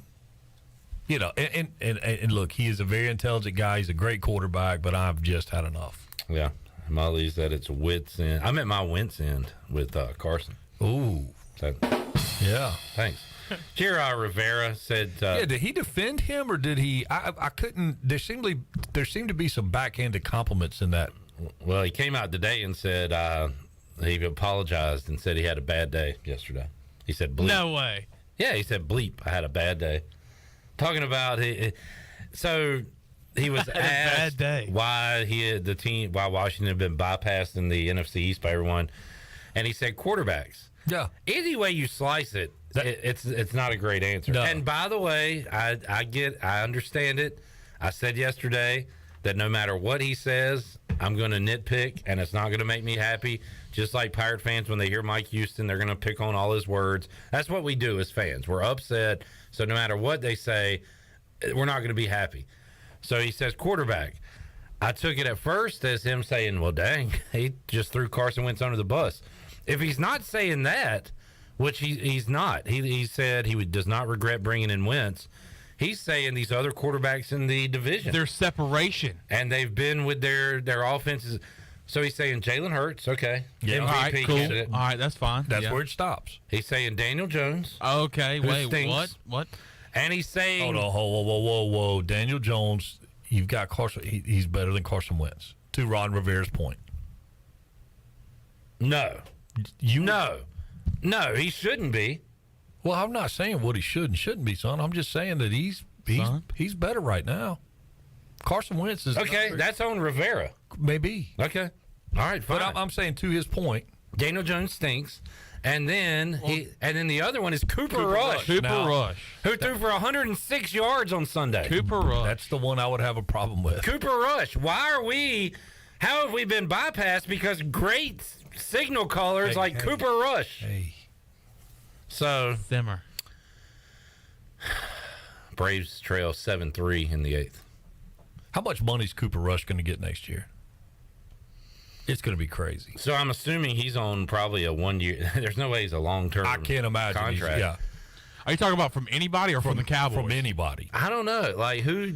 I mean, do you really? I mean, you know who's going to need a quarterback next year? Washington. You can't that would be awesome. And then people are going to ask Ron Rivera, hey, what separates you guys from everybody else in this division? And Daniel he's going Jones and Dak. He's going to say quarterback. Yeah, they got their guys are just better than our guy, man. I mean, they're just better. So who do we have playing quarterback for the Panthers this weekend? It will be PJ Walker. Did you mean to call them Panthers? Panthers. I like that. Who's playing for the Panthers?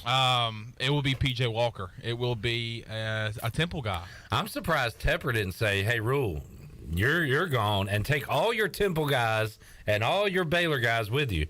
Well, he did tell him to get rid of one guy, Phil Snow. Yeah. He did say you got to go, Snow. So PJ Walker. PJ Walker. Okay. Yeah. Who was known as Philip Walker when he played against ECU and Temple. Yes. And Jimmy Walker back when he was on Good Times. That's a dynamite reference. Dynamite. Yeah. So they fire the defense coordinator and the head guy. Who gets that job? Who do you think? What's the?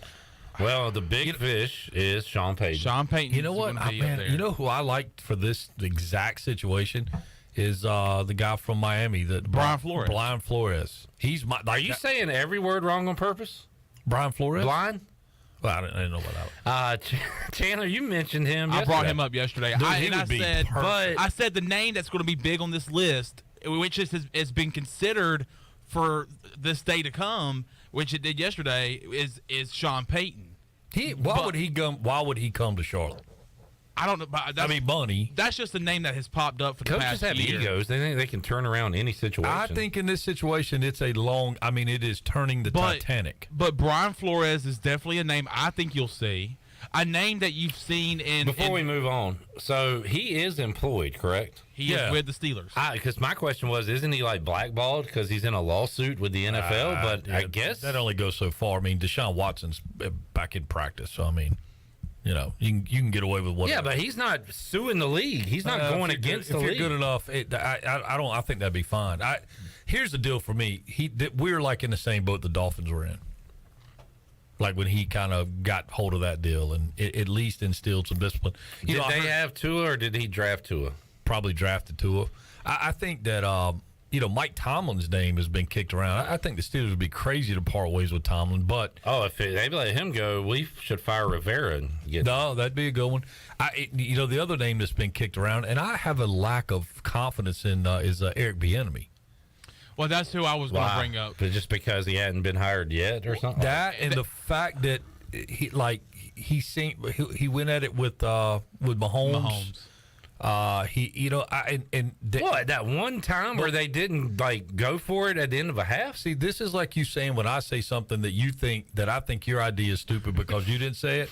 And when you raise your voice in such a tone, again, it's not what you say, it's how you say it. So if you would let me complete my thought clip, I'd be happy to do so. 10-4. Okay. Right after that deal with Mahomes, people were coming out saying Mahomes doesn't have confidence in Bieniemy, that he's the one that's kind of calling or pulling the strings on offense, which, okay, Pat Mahomes isn't necessarily living by the playbook anyway, just naturally by his skill set. But I don't think that why hadn't that dude landed? I mean, he should have landed. So based off the success of what his unit has had, he should have landed somewhere years ago. And it's not like he's been on a couple of candidate lists. It seems like he's been on every single coach and vacancy candidate list for the past couple of years. Right. Just hasn't been able to land a job. Right. So who's the Bucs defensive coordinator? Bucs? Byron Leftwich. Defensive. Oh, it's is it D'Amico? Raheem. Where's D'Amico? Is it Raheem Morris? Maybe. Where is D'Amico Ryans? Oh, is he Niners? He's Niners. His name is going to come up for a job very soon. So how many other jobs come open though? You got the Redskins. Well, the question is, did the Panthers want to go defensive minded or did they want to go offensive minded? The Broncos. I think just y'all finish that because I got another team. That's going to fire their coach. I think at this point, I don't know if the Panthers have enough culture to decide if they want to be. They're a little better on defense than they are offense, but they're not significantly better on either side of the ball. It's going to be it's going to be a part sale at some point.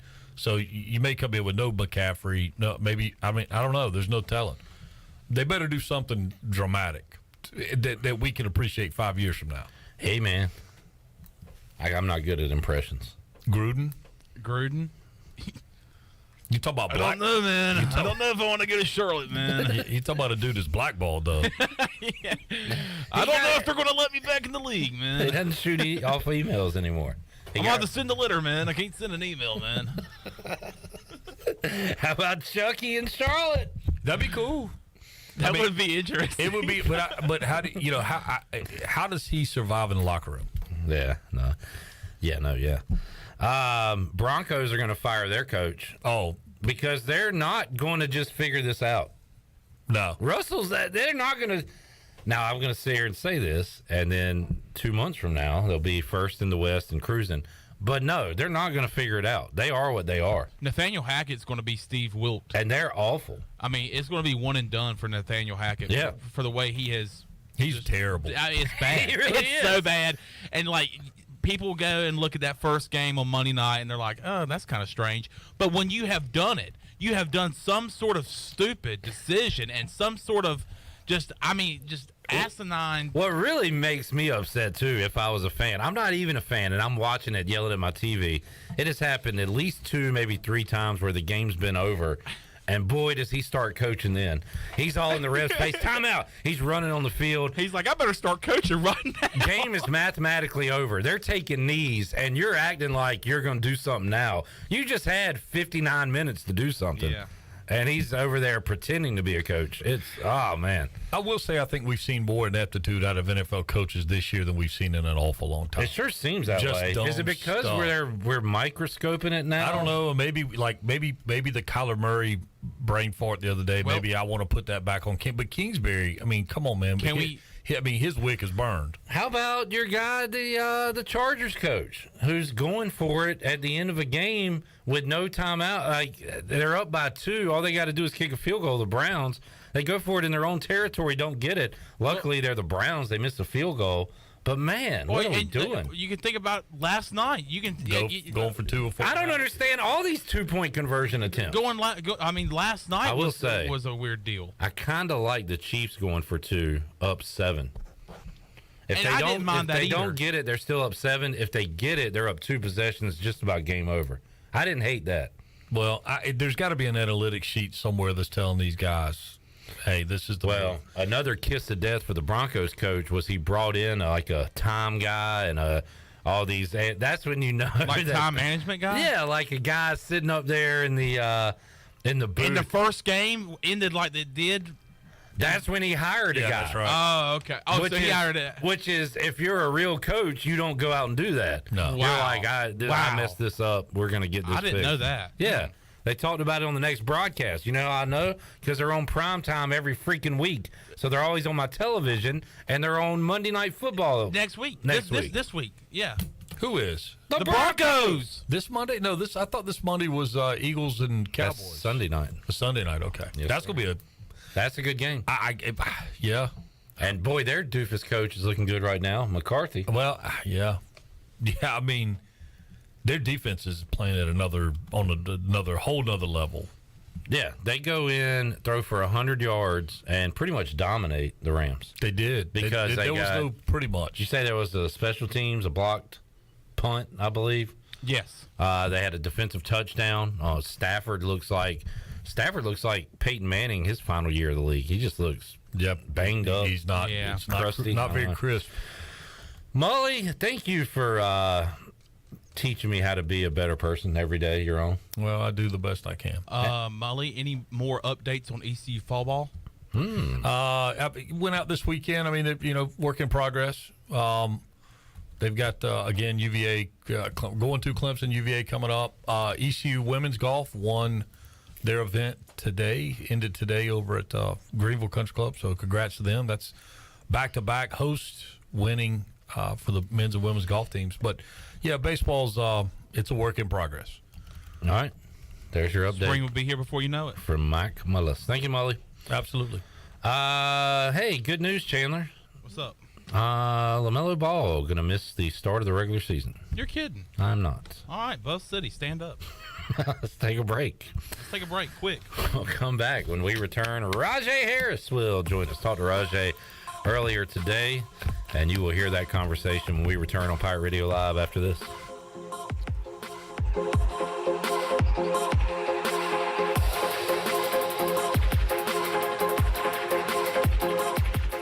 Beauty Bar Medispa wants to know if you are ready to fall into beauty. October 7th through the 14th, all services and products will be on sale. Botox, filler, painless laser hair removal, facials, RF microneedling, rejuvenating laser treatments to treat brown spots, wrinkles, texture, veins, and skin tightening. And now, the only facility in the area to offer non-surgical under-eye fat pad treatments. BeautyBarMedispa.com, Red Banks Road, Greenville. Go Pirates! Do you have an old injury or just some pain that keeps holding you back? It's time for you to get better. With Kinetic Physical Therapy and Wellness, we can help you get your life back. Whether you need to get back to a sport, back in the gym, or just back to enjoying life, our team of specialists use a one-on-one, hands-on approach in our state-of-the-art facility to get you back moving again. Don't settle for where you are. Don't stay in pain. Visit kptonline.com today to see how Kinetic Physical Therapy and Wellness can help you live well, move more, and hurt less. Greenville Utilities electric customers will soon be able to receive text notifications in the event of power outages. Enrollment is automatic, so make sure GUC has your cell phone number by signing into your account at GUC.com, then update the information in your user profile. Want to talk with someone instead? Call 252-752-7166 during business hours. 252-752-7166. Update us so we can update you. Visit GUC.com for more information.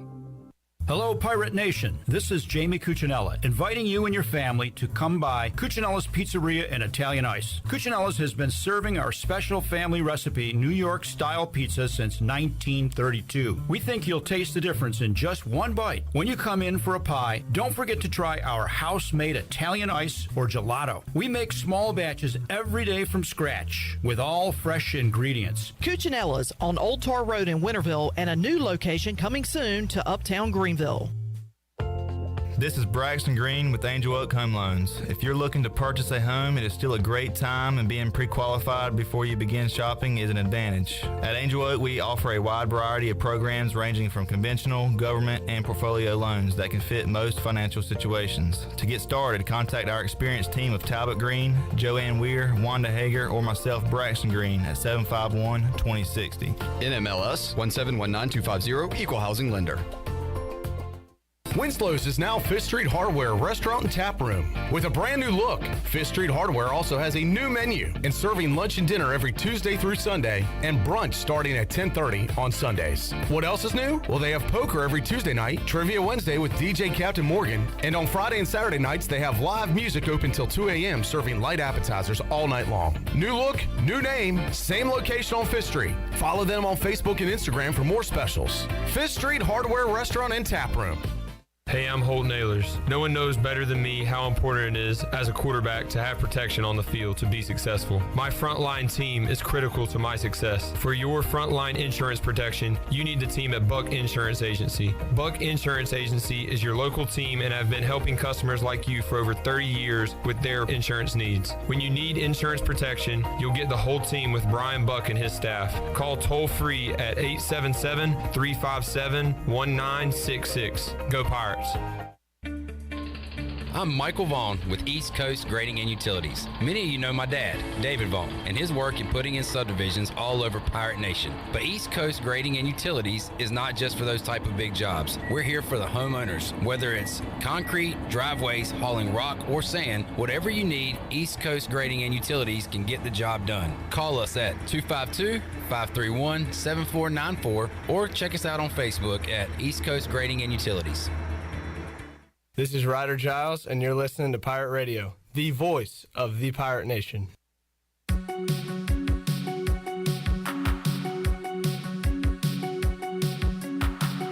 You're listening to Hour 2 of Pirate Radio Live. This hour of PRL is brought to you by First Bank. Together with our customers, we're creating a world where individuals and communities thrive. Visit the First Bank location on Arlington Boulevard in Greenville for all your personal and business banking needs.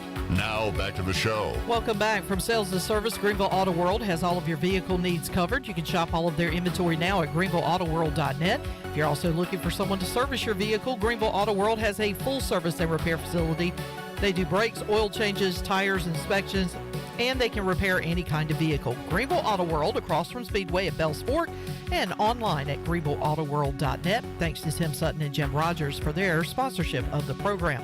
Now let's head back into PRL. Here's Cliff. All right, back with you, Pirate Radio Live. Kevin has a good idea. I mean that in all seriousness. No BS. He says, well, first of all, do we have a former specialist here on staff at Pirate Radio? A former specialist, Shirley? I'm not quite sure. Let's first hear. I'm a former long snapper, so I love talking about this position. I'm a former specialist myself. I used to long snap. All right, I'm going to talk about my favorite part of football, special teams. That's the truth? You mean that? I'm a former long snapper. Oh, shoot. Okay. Yeah. All right, we do. Chandler Honeycutt is his name, former specialist. He's made it very clear to everyone. And he's Kevin says, since Pirate Radio has a former specialist on staff, have him go over each kick. Whoever makes the most mistakes, snapper, holder, kicker, must be changed. Chandler, have you diagnosed the operation this year? You have a lot to say about it. You have a lot to say about yourself. Have you looked at the problem? Not closely enough to make a complete diagnosis, but I do notice, and I think a lot of people have noticed this, is that there's no rhythm in the operation from snap, hold, and kick. And that is a big, big deal when it comes to the kicking operation. And I think we played that yesterday from Justin Tucker, that it is a assembly line, and it has to work on all levels of that assembly line. And somewhere it's not... somewhere it's getting disrupted, and I don't know, and the snap has to get back there fast enough where the holder can get that ball down and have that ball spun around where the laces are out. And hopefully long snappers take pride in having their snaps perfect laces. And when I mean perfect laces, that means when Luke Larson or whoever's doing the holding catches that football and puts the football down, the laces are out already, and the only thing that Owen Daffer has to do is kick the football. So, and I think it could be with kickers when there's a slow operation and the holder is maybe a little late on spinning the ball as he's approaching that football for impact, and Luke Larson or whoever's down there is spinning the football, that can mess up his rhythm. So there's somewhere in that, in that operation where there is a disconnect. And could it be at the holder position? Could it be because maybe the snap's not getting back there quick enough, or I don't know, but I from here on out, I will probably try to keep a close eye on it. Probably try to. Yeah. That's about the max effort you can put in. Probably try to. Yeah. Okay. But you're not willing to go back and look at the kicks already from this year. I can. I mean, I think that would be pretty interesting to have a guy with your pedigree to look at that. I can do that. Yeah. And then, so instead of wondering why, you could say, this is what happened on this kick. Okay. So a little homework for you, Chan Man. And it could be like a Gruden's camp. Yeah. And look, this could be Owen Deffer, man. Owen, man, what happened on this play, man? And if you're breaking them all down and you're giving us reasons why, people are going to notice that. And maybe some school would like your services. Maybe some bigger network.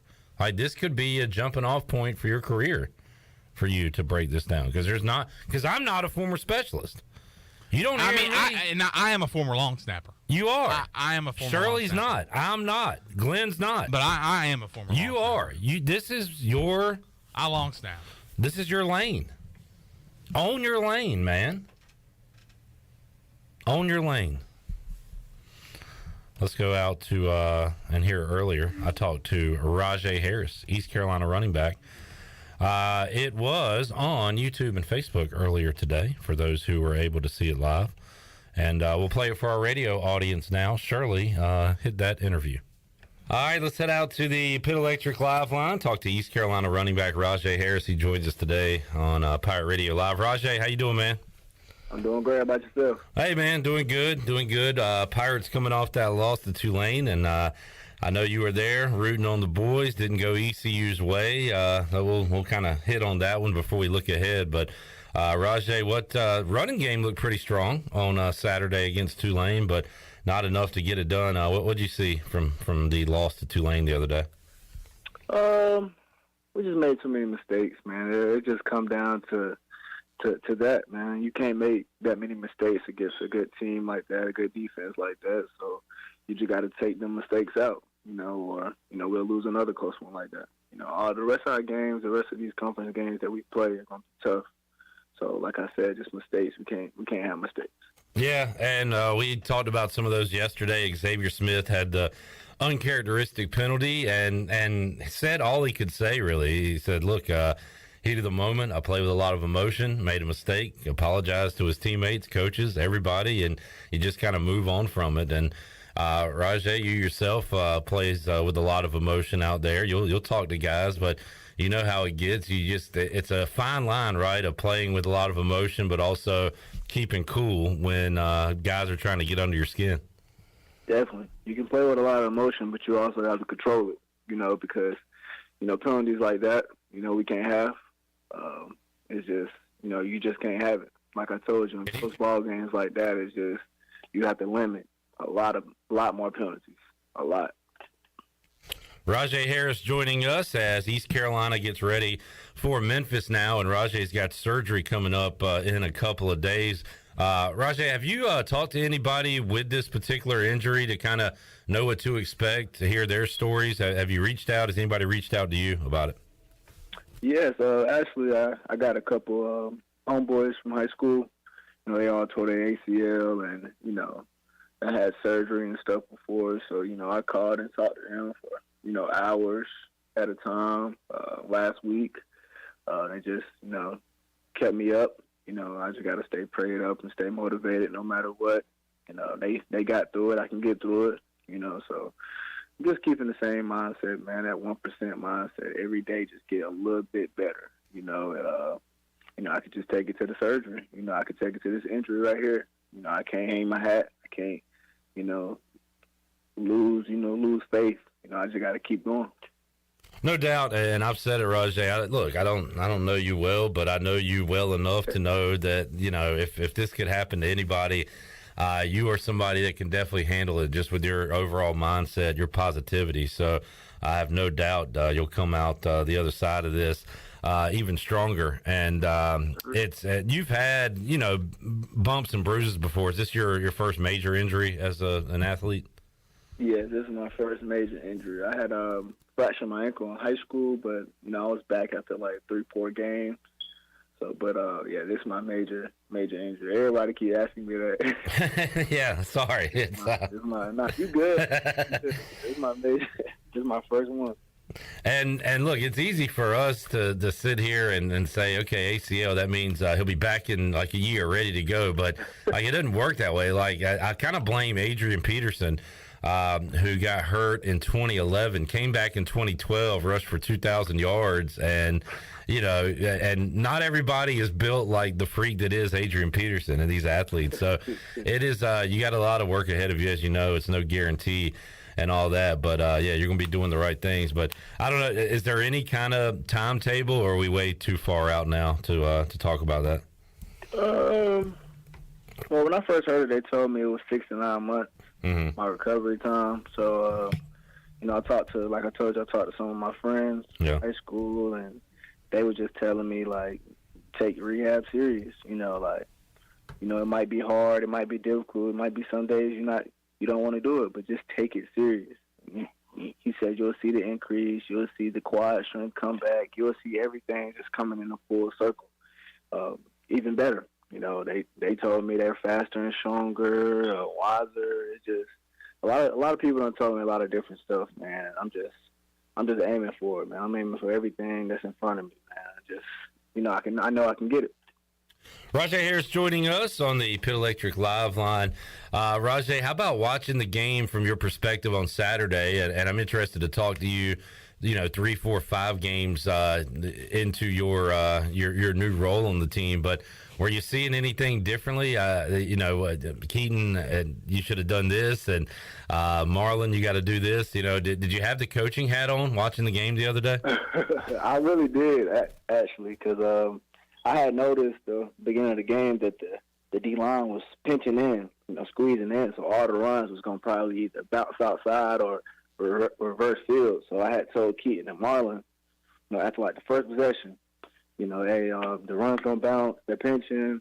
I kind of did feel like a coach, man. I really did. I had my hat on, and I was just, speaking positivity into them. But with all honesty, though, I really just laid back and just watched the game for real. I told Keaton things and Marlon things, but I really wanted to watch and see, like, from a different perspective. Just to see it from a different perspective. Yeah. I enjoyed it, man. I really did, but I wish we would have got the win. But just being out there for my brothers, man, and just rooting them on was good. It was great. Rajay, you told us a lot about Marlon Gunn, and we've got to see him on the field. How about Camaro Edmonds? We got to see a peek at him the other day. What kind of running back is Camaro? He's an all-purpose back, man. He can do everything. He can catch, he can block, he can run. You'll definitely see him more as the year go on. He's just very positive kid, man, and just keep his head down. And I told him, that just keep your head down and keep rolling. The opportunity gonna come, and when it do come, just take advantage of it. Rajay Harris joining us. Something bringing you joy since your injury, Rajay, is the 49ers. Couple wins for the Niners in dominant fashion, too. Panthers put up no fight on Sunday. Were you able to watch that at all? I didn't, but my dad's a 49ers fan, so he kind of told me a lot that went on. Yeah. We was on the phone for about an hour, so it was like I was watching it the way he was screaming. But, he told me everything that was going on. But it was great, man. Yeah. I love my 49ers, man. I got on to Coach Houston this morning about his Cowboys because he think they're the best ever right now. So. Yeah, them Cowboys fans, they're riding high right now, but the collapse is coming. The Eagles are the one you got to worry about, if anybody. Yeah. The Eagles, they play them Sunday, I think. That's right, yeah. Showdown, I believe, Sunday night. So that's going to be a big one coming up. How about this Memphis team, Rajay? And how much are you still, you're a part of this. You're all into it. Oh, yeah. Are you still kind of, scouting, looking, going to tell your fellow running backs, your offense, things you notice? So what have you seen from this Memphis team? Great team, man. Physical, strong, big. Their defensive front is probably the biggest front we're going to play. They just, like I say, a good team. They coach well. They play well. They play together. We got a lot of transfers, but like I said, they still play good together. And I'm ready to see the Pirates get back out there and show the fans what we can do. And man, you won't get to don that sweet uniform. They got a 47 jersey though for you, right? So you can rock it, I guess. I was talking about that this morning, man. I'm gonna be able to wear it next year, so don't worry. Yeah, yes, sir. Rajay, great to hear you smiling and laughing, man. And we're big fans of you on and off the field here. So hopefully your surgery is a success. You said that's coming up Thursday, right?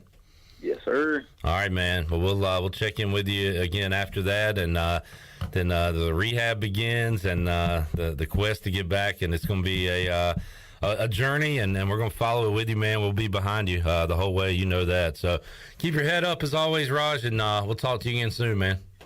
You know, I appreciate y'all, man. You have a great one. All right, there is Rajay Harris, East Carolina running back, keeping his spirits high as he'll undergo surgery coming up on Thursday. And a little scouting report on Camaro Edmonds says he is an all-around, all-purpose back, and we'll see more of him. We'll see more Marlon Gunn, and, of course, Keaton Mitchell coming out of that Pirate backfield. So even though you're down Rajay, still a lot of talented running backs in that room.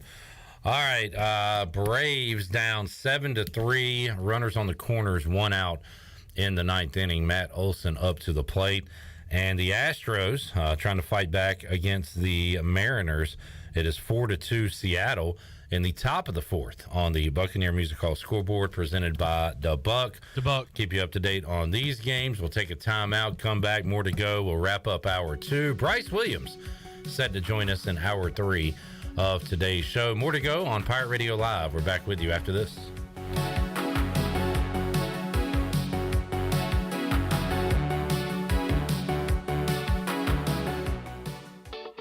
This is Holt Nailers. I've been eating at Parker's Barbecue since I was a kid.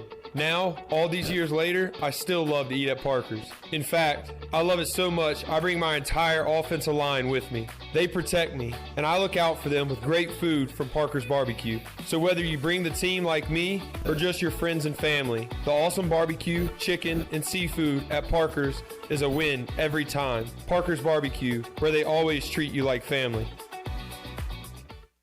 You've worked hard to make your business successful, and that's why it's really important to always have a bank that's in your corner when you need them. This is Chris Richards from First Bank, and our experienced team of local bankers includes Lee Watson, Ashley Capps, Bonner Latham, Josh Hooten, and Heath Nisbet. To get the business services that are right for your business, come and see one of our experienced team members at First Bank on Arlington Boulevard in Greenville. First Bank, together with our customers, we're creating a world where individuals and communities thrive. Member FDIC.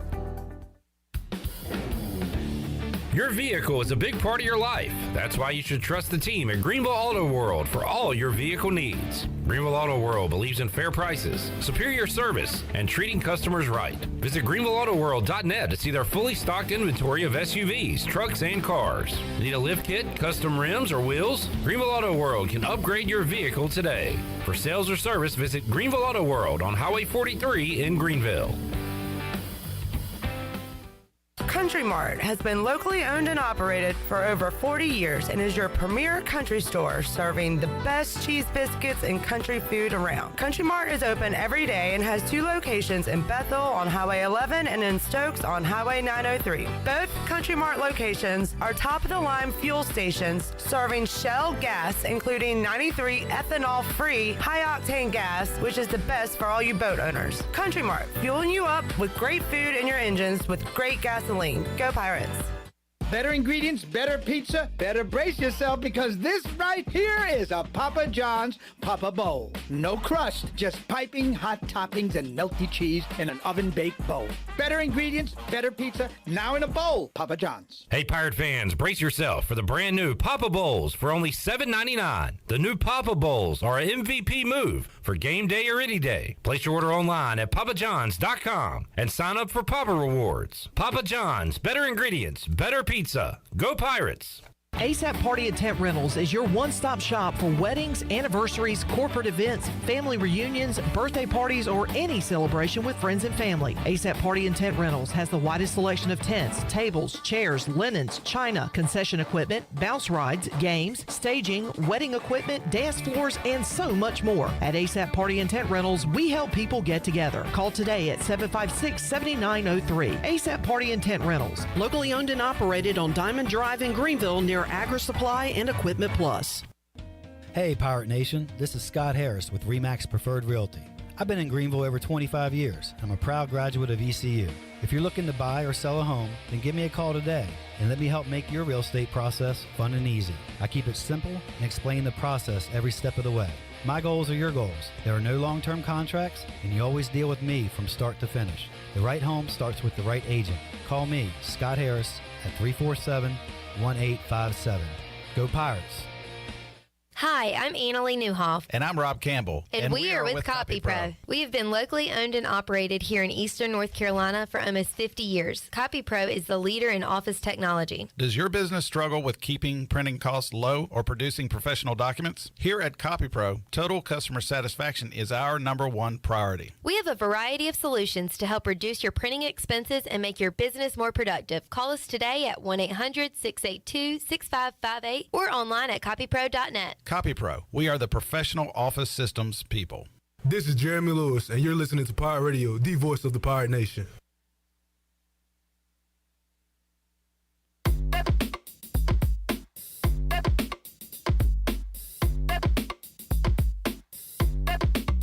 You're listening to Hour 2 of Pirate Radio Live. This hour of PRL is brought to you by First Bank. Together with our customers, we're creating a world where individuals and communities thrive. Visit the First Bank location on Arlington Boulevard in Greenville for all your personal and business banking needs. Now, back to the show. Welcome back. Watch all of Pirate Radio's local programming on YouTube Live. You can watch Pirate Radio Live Monday through Fridays, 3 until 6 p.m. And, of course, the Bud Light pregame tailgate and U.S. Cellular fifth quarter on game days. Go to YouTube, search Pirate Radio TV, and click and like on that subscribe button. And that is, now let's head back into Pirate Radio Live. Here is your host, Clip Brock. All right, Phillies win game 1. Matt Olson hit a 3-run rally killer. You can't hit a home run in that situation. You got to hit a single, a double. You can't clear the bases and let the pitcher relax again. Terrible home run by Matt Olson. I mean that kind of seriously. You can't hit a home run there. What are you doing, Matt Olson? What are you doing? Runners on the corners, 1 out. You got to hit a gapper.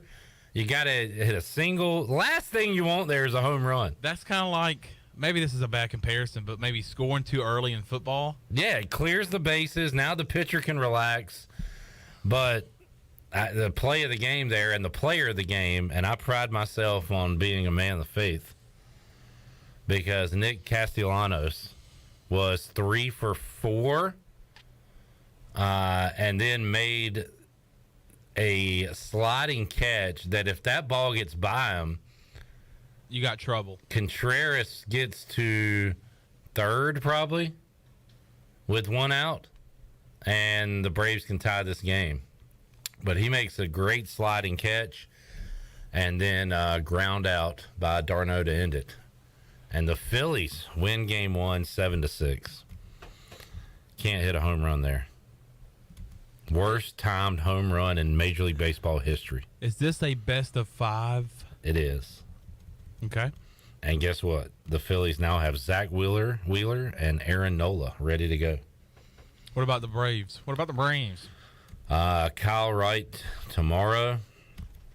I've had I wonder what the series price is now on this, now that the Phillies are up 1-0 with their best pitchers ready to go. They got to be huge favorites. You might want to take the Braves for a little plus money action. Plus money on the Braves. Man, that's not a good way to start the postseason. Well, Julio Rodriguez is still having himself a heck of a season, and now going into postseason as he just ripped a triple and drove in a run. Mariners up 5-2 on the Astros. So he's got a double and a triple through 4 innings today. Yeah. I'm running a single, and you got the cycle. You got a postseason cycle. How about a postseason cycle for the young buck from Seattle? 5-2. Rough day to be a home team. Rough day to be a home ace, because Justin Verlander and earlier Max Fried getting touched up in their games. Boy. Well, Braves play again tomorrow, and I'll be on the air watching it as it happens. What time do they play tomorrow? 4 o'clock, 4:07, 4 something. So it'll be during our program when we talk. By the way, we got Mike Schwartz coming up tomorrow on the show. That's a big nugget right there. Is it a big nugget? Have we announced that yet? Coming up 4:00 live on the show Wednesday. Mike Schwartz. Mike Schwartz will join us on the show. It will be here before you know it. Clip. Is this live, Shirley? Whoa! That is a off the wall. So the Mariners are going to add another one, and it is 6-2 Seattle. You're actually synced up with Shirley for once.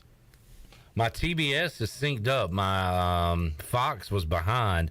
And Shirley, earlier in the day, made a reaction and happened right before it happened on my TV.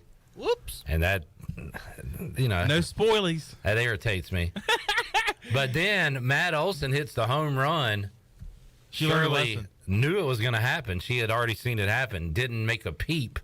And that is a great teammate right there, Shirley. You're a great teammate. That's the way. As soon as I saw it, I turned and I looked at you because I wanted to see your reaction. You went, whoa, whoa, whoa, yeah! Yeah. I already saw it. That's a great example of learning from your mistakes and executing. They're right. And that's exactly what Shirley Rhodes did today. And being a great thing, putting the team above yourself. I appreciate that, Shirley. So Mike, no problem. Mike Schwartz.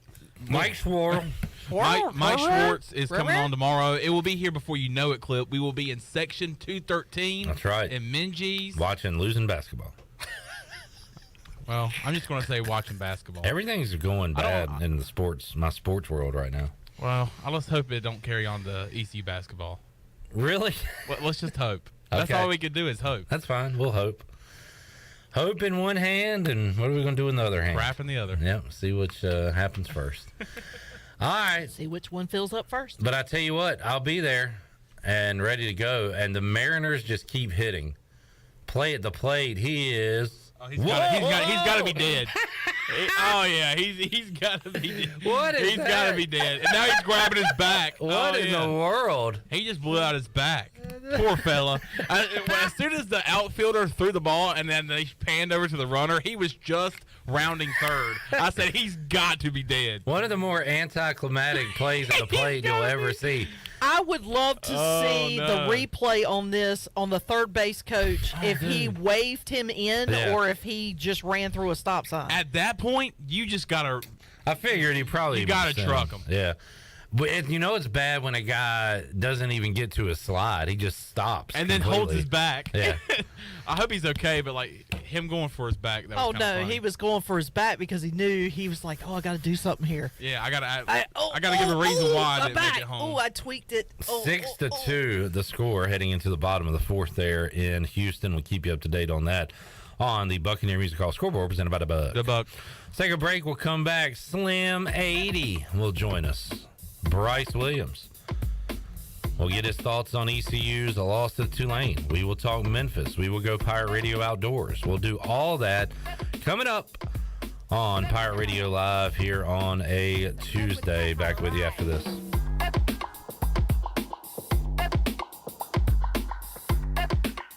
Here today with Jeff Stein from Brown & Wood. Jeff, how's the service department? Service is going great. Like I told you before, 2022 is a year of the customer. We've been voted #1 dealership in Greenville for 3 years in a row, and there's a reason why. For service, we still offer free pickup and drop-off, so we're trying to make it super convenient for the customer. And right now, our customers are repairing their vehicles more than ever. How can people make a service appointment? They can go to brownwood.net or dial 355-6080.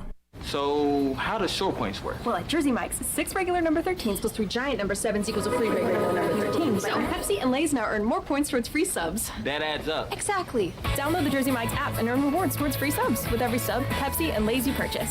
So, how does short points work? Well, like Jersey Mike's, 6 regular number 13s plus 3 giant number 7s equals a free regular number 13. So, Pepsi and Lay's now earn more points towards free subs. That adds up. Exactly. Download the Jersey Mike's app and earn rewards towards free subs with every sub, Pepsi, and Lay's you purchase.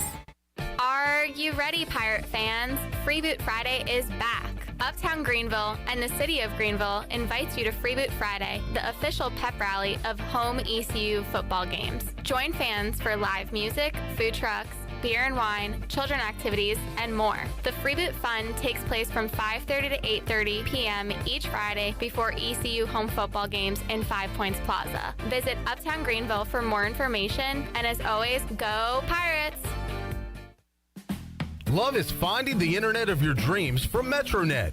Get ready for fast, reliable, 100% fiber speeds with unlimited data so you can stream, study, surf, and game on all your devices simultaneously. No lag times or buffering. MetroNet offers student deals. Get 100 megabit internet for just $39.95 a month. Switch today at metronet.com/switch. MetroNet. Love your internet. The best burgers around. Everyone loves a thick, juicy, and fresh burger. Tiebreakers in Greenville, plus the all-new Tiebreakers in Winterville do real burgers better than anybody. So don't just go to any burger-themed restaurant chain. It's time to break the chain and eat local. Tiebreakers, real burgers at its best. Everybody loves burgers. Do you need custom t-shirts, apparel, or promotional items for your business, organization, or event? Keep it local. Print it local with University Sportswear. University Sportswear ENC.com is your one-stop shop for all promotional products for your business. With over 1 million items to shop from, University Sportswear ENC.com offers high-quality products at prices to fit any budget. Visit University Sportswear ENC.com for contact information and to get shopping. University Sportswear ENC.com, the official sportswear provider of Pirate Radio.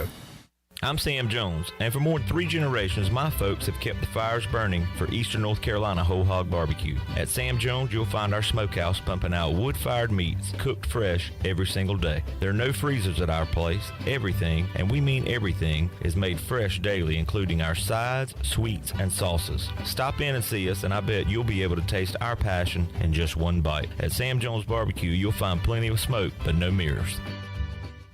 Hi, Pirate Nation. This is Kyle Gaines from Washington Chrysler Dodge Jeep Ram. Are you ready for fall? Because we are with our fall savings event. Also, are you tired of other dealers marking up their vehicle over MSRP? Don't worry, because at Washington Chrysler Dodge Jeep Ram, we don't do that. Come work with the best salesman in Beaufort County, Stephen Tyson, voted by Washington Daily News. Have the pleasure of working with the best sales staff in Eastern North Carolina during our fall savings event. We have a vehicle for every need. Come check out the all-new design Jeep Grand Cherokee and more. And remember, drive a little, save a lot. Go Pirates.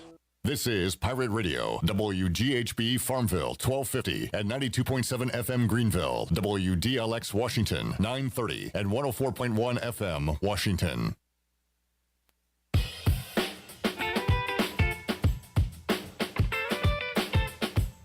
You're listening to Hour 3 of Pirate Radio Live. This hour of PRL is brought to you by Bud Light, reminding Pirate fans to stay in the game and drink responsibly. Bud Light, the official beer of the ECU Pirates, and proudly distributed by Carolina Eagle Distributing since 1989. Now, back to the show. Welcome back. At Angel Oak, they continue to make customer service the #1 priority. A local mortgage advisor is the key to your transaction success. The combination of their local team's experience and Angel Oak's wide offerings of products from standard, conventional, government, and portfolio loans has something for every financial situation. For more information, call Talbot Green, Braxton Green, Joanne Weir, or Wanda Hager at 751-2060. Now let's head back into PRL. Here's Clip. All right, back with you, Pirate Radio Live. And man, just as Bryce enters the room, a smell. You know what you smell like, Bryce? You smell like work. Work that I ain't had to do in a long time.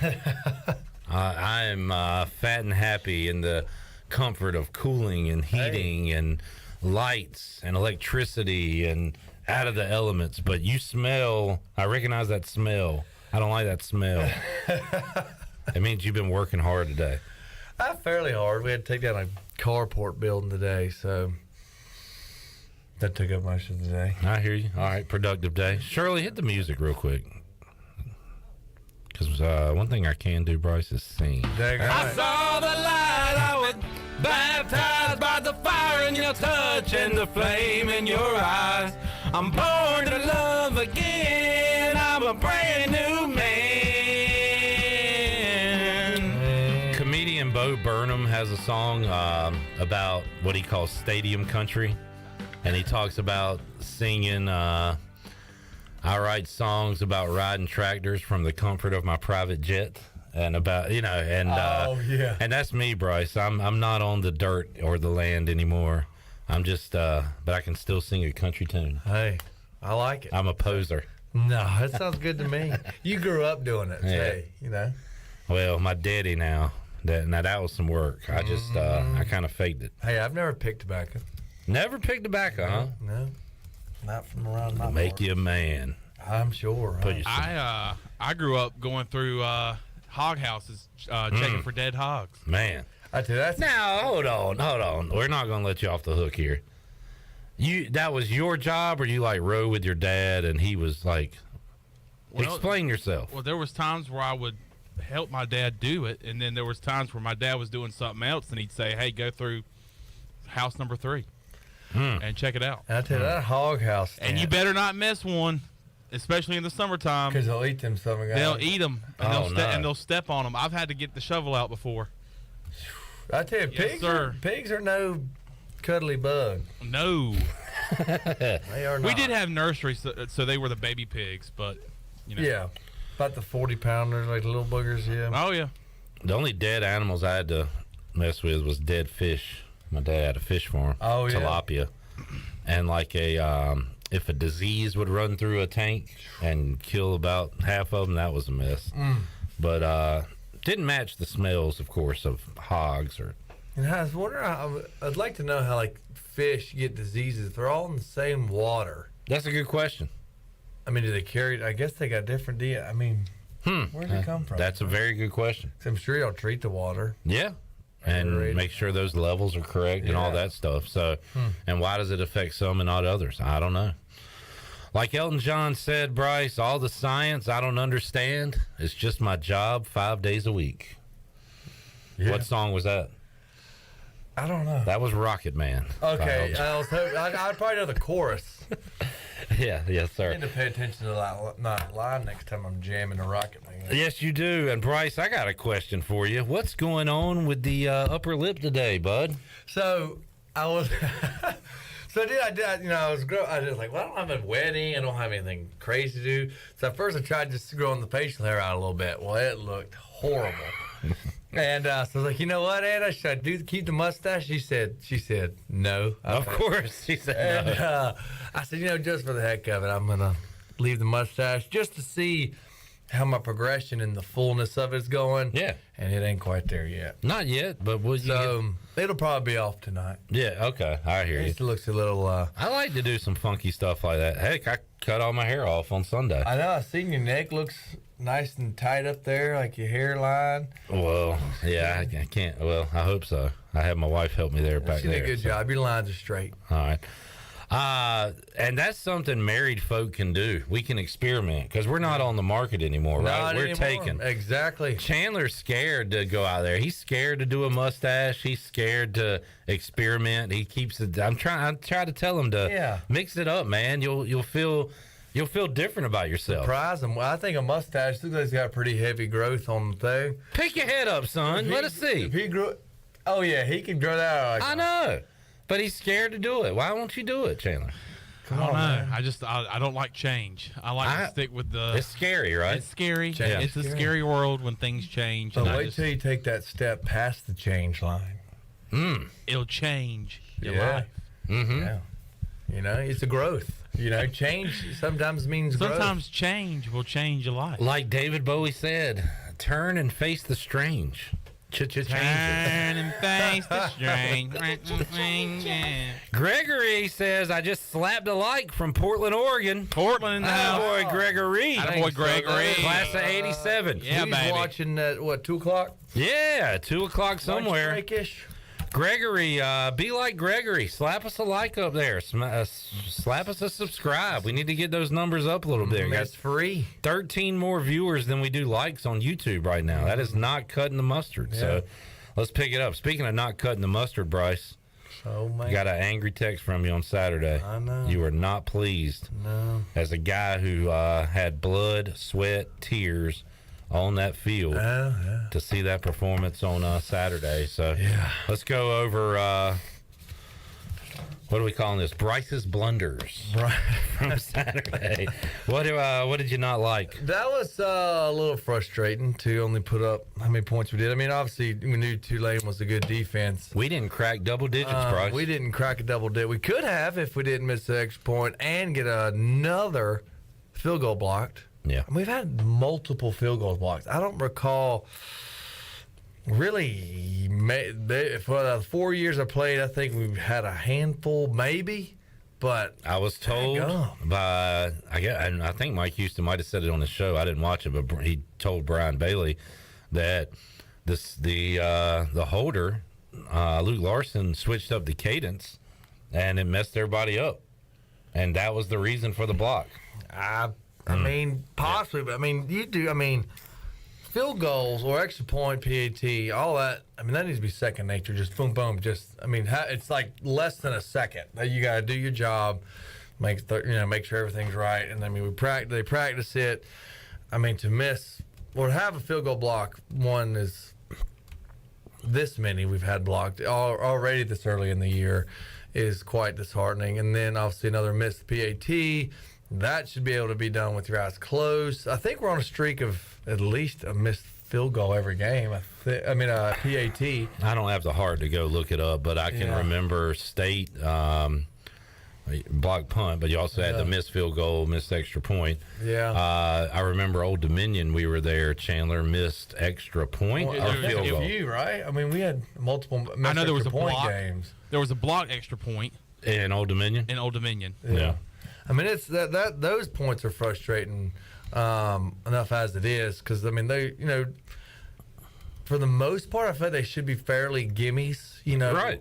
PAT for sure, field goal unless you're stretching it out. It's even called a point after touchdown. It's not even called like an attempted point after touchdown. It's like, this is your point after touchdown. Yeah. Go get it, and we'll give you the point. I think it's 25 yards. Kick it 25 yards, and let's make it. I mean, it's obviously bit us in the butt already with blocked field goals, missed PATs, but we have how many games left? Six games left. So it can either get better or continue to bite us in the butt, and hopefully it'll get better. So I mean, those things are frustrating. Obviously, 2 interceptions are frustrating as well. Probably at times, knowing your stick, knowing where the sticks are and yardage. I'm sure they're aware of that, obviously being out there, but it's just, you got to execute those decisions, and it's just very frustrating to know that we only hung 9 points. Now, there was that one extra point specialist mistake when you were playing, when you scored a touchdown and we made the field goal. How automatic are extra points, folks? You don't even need all the people on the field. You don't even need your left wing, and you can make a daggone extra point. I mean, come on. You don't even need a left wing. Bryce Williams scored a touchdown. And was feeling himself so much, he decided, I'm not even going in for this. Celebrate. Celebrate a little early. So the Pirates kick an extra point with 10 on the field. With 10. And look, we made it. And they buried it. So it just shows that those should be a gimme point after the touchdown. That's a great point, Chandler. Thank you for bringing that up. Thank you. You brought it up to show how easy it is. Yes. Proving his point. Yes. His extra point. So it's like tag. And the bad thing is, I mean, there's no doubt he's a talented kicker. There's no doubt about that. It's just like, let's get some things together. And obviously holds, pretty much a hold and the kicker is really, the only things that really can get affected. Obviously, if your protection's out there, but just, I don't know if it's confidence or what it is. Well, Chandler, you haven't done the full research yet, but to your best knowledge, how's the snap? The snaps have been I feel like it hadn't been a major issue. Yeah, they've all been right there, right at Luke Larson's hands. And I might have seen one that was, maybe a little high. Yeah. But, I mean, Larson was able to get his hands on it and get the ball down. Right. It's just all about, is the laces out? If not, you got to get them around. Right, yeah. I mean, most definitely. I mean, I don't know if trajectory on the kick isn't getting up quick enough, what it could be. I haven't seen, obviously, the film with the breakdown of the block, but we've just had way too many blocks. And man, it stinks to have to talk about this stuff too, right? It does. Because you said second nature. It should be. I know it sucks for the coaches and players, but like it's their job to fix it, and it's not being fixed. And what a year it's been, where you looked at Owen Daffer last year as a true freshman, as a hero in the Navy game. He missed his very first extra point of the season. How did he respond with that? By making just about every single one of them. Right. Maybe missed a couple of field goals. Right. Makes that big one against Navy. Everybody's on the Owen Daffer train. And then, I mean, if you would have sat there this time last year or around the time that we beat Navy and said that we were getting calls about Owen Daffer, we need to bench Owen Daffer, I would have thought you're crazy. And the fact that we're at this point in the season, in with special teams, in this special teams situation, it's kind of crazy to think about, but it's got to get fixed. And the question is there somebody on this roster, on this special teams roster that is available to go out there and kick? And if so, to me personally, they have to get a shot. Do we have a Justin Reed on the team? Guy for the Chiefs. Butker goes down. He goes in, kicks an extra point, and kicks a kickoff through the end zone. You know who I see that as for this EC football team? Like a Miles Berry or somebody like that. Yeah, Miles. Like Did you ever kick in high school? Or like a Tegan Wilk. Yeah. Like Tegan Wilk go out there and just bomb one away. Because I don't know how, I remember when I played, you would have kickers would have chartings and almost like, okay, who's performing the best this week?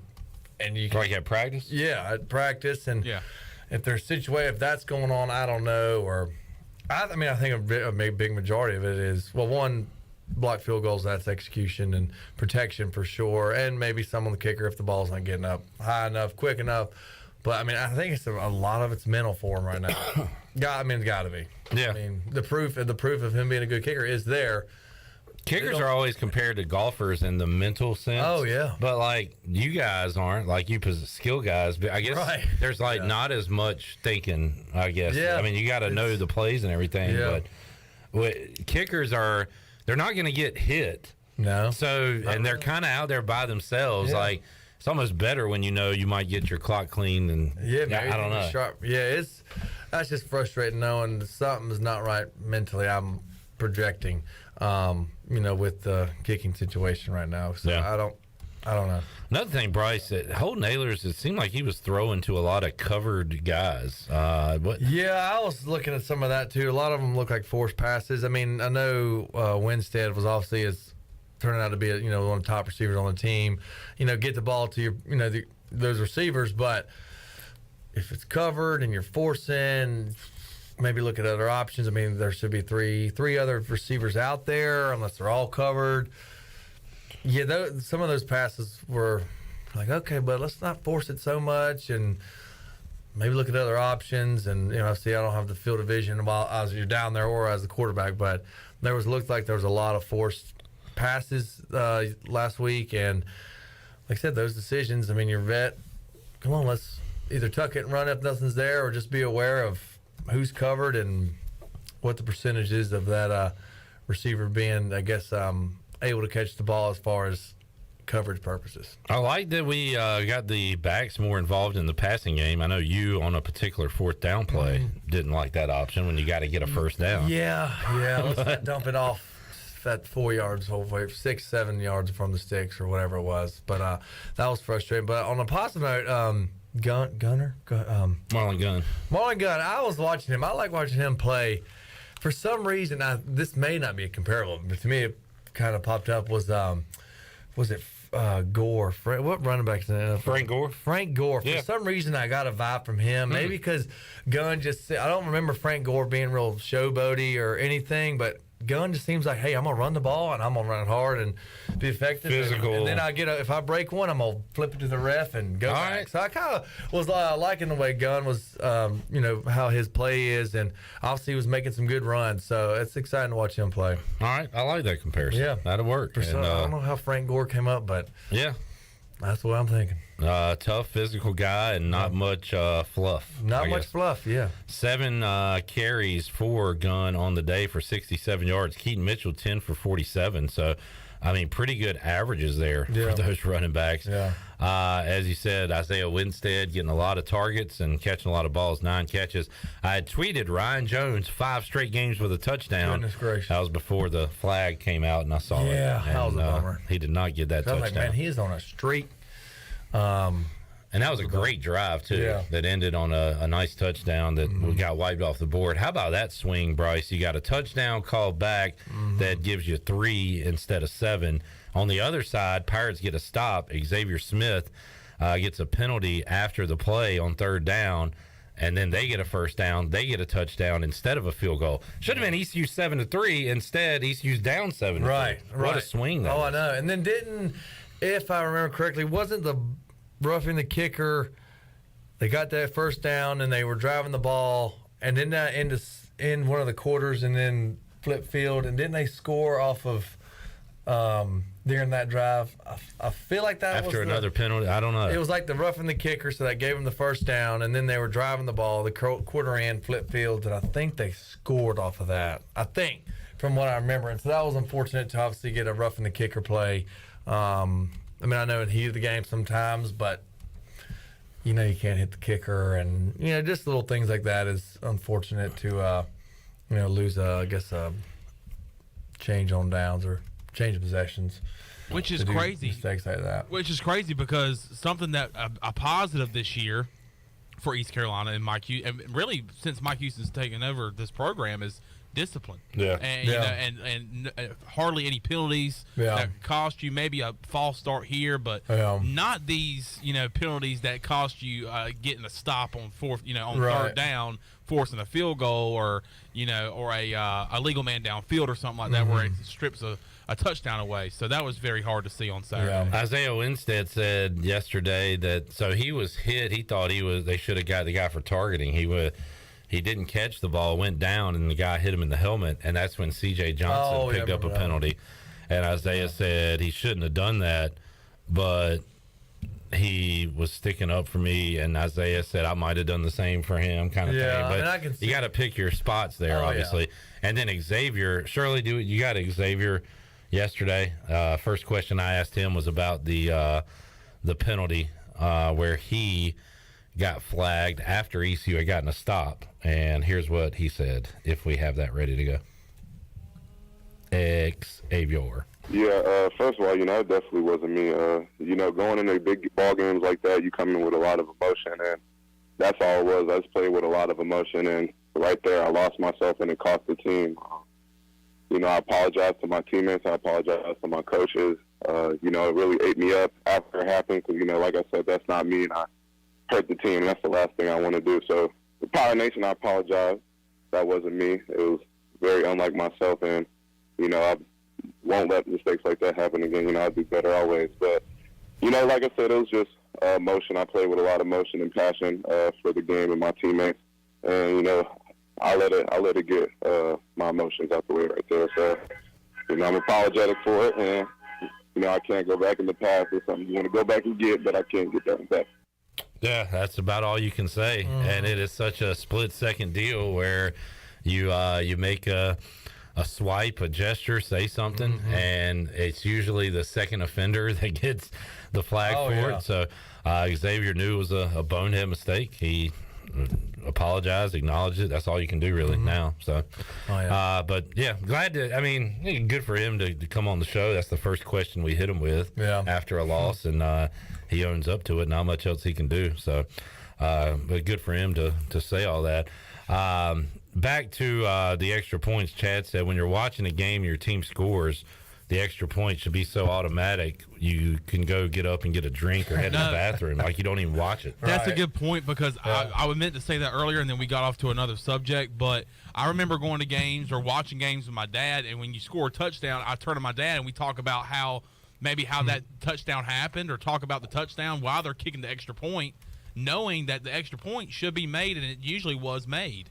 Now you're having to sit here and hold your breath for an extra point. And that's a problem, guys. Yeah. That's a problem. Boy, where does the time go? I don't. It went. It went. It is 5:30. Time escapes me. All right, let's take a Time break. flies when you're having fun. That could be it. We'll take a break, come back, more with Bryce Williams. We'll go Pirate Radio Outdoors. We'll look ahead to Memphis, 3-3 on the year. Where do we go from here? What's the rest of the way look like? We'll ask Bryce Williams his thoughts on that when we return. Pirate Radio Live here on a Tuesday. Back with you after this.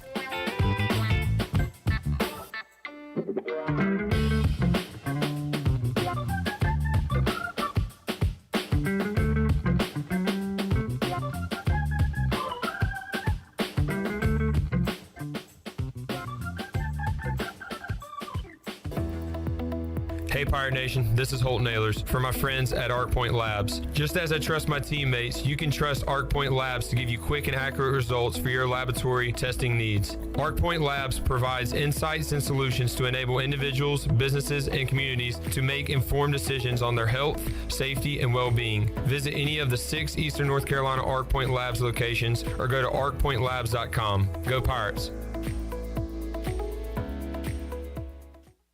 You've worked hard to make your business successful, and that's why it's really important to always have a bank that's in your corner when you need them. This is Chris Richards from First Bank, and our experienced team of local bankers includes Lee Watson, Ashley Capps, Bonner Latham, Josh Hooten, and Heath Nisbet. To get the business services that are right for your business, come and see one of our experienced team members at First Bank on Arlington Boulevard in Greenville. First Bank, together with our customers, we're creating a world where individuals and communities thrive. Member FDIC. This is Dr. Christopher McDowell from Orthopedics East and Sports Medicine Center. Our practice has been caring for athletes at ECU and the residents of Eastern North Carolina for more than 35 years. Whether it's time for your sports injury or it's time for that joint replacement, Orthopedics East provides the latest in operative and non-operative orthopedic care. We also offer on-site physical therapy and MRI services, as well as walk-in urgent care on the weekends from 10 a.m. to 2 p.m. For experience and professional care, call us at 757-BONE or visit us online at orthoeast.com. Go Pirates! Hey Pirate Nation, Lindsey Gray here with Carolina Caliber. In 1960, my granddaddy started his firearm business right here in Eastern NC. Still family owned and operated, we have the area's largest selection for outdoor shooting sports and accessories and are one of the nation's top firearm dealers. At Carolina Caliber, we have everything you need from hunting, home defense, and personal protection, including a wide variety for ladies and youth. We buy, sell, and trade. It's a time-honored tradition. Visit us at Carolina Caliber on Fire Tower Road in Winterville.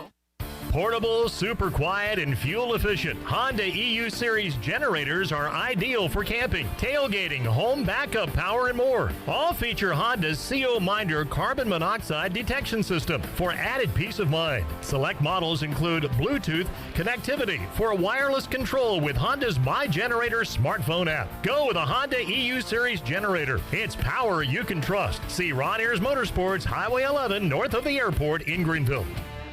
Warren's Hot Dog Pizza, homemade lemonade. Hungry for game day, Pirate Nation? Take advantage of the Warren's Hot Dogs tailgate special of 10 or more hot dogs for only $1.50 each. And the best part, this special is available every day. Just call ahead and Warren's will have your order ready to go. Hungry for breakfast? Warren's Hot Dogs in Chocowinity opens at 5 a.m. with cheese biscuits, chicken biscuits, sausage dogs, and more. Warren's Hot Dogs in Greenville, across from Ron Ayers, or in Chocowinity next to the fire station. Go Pirates!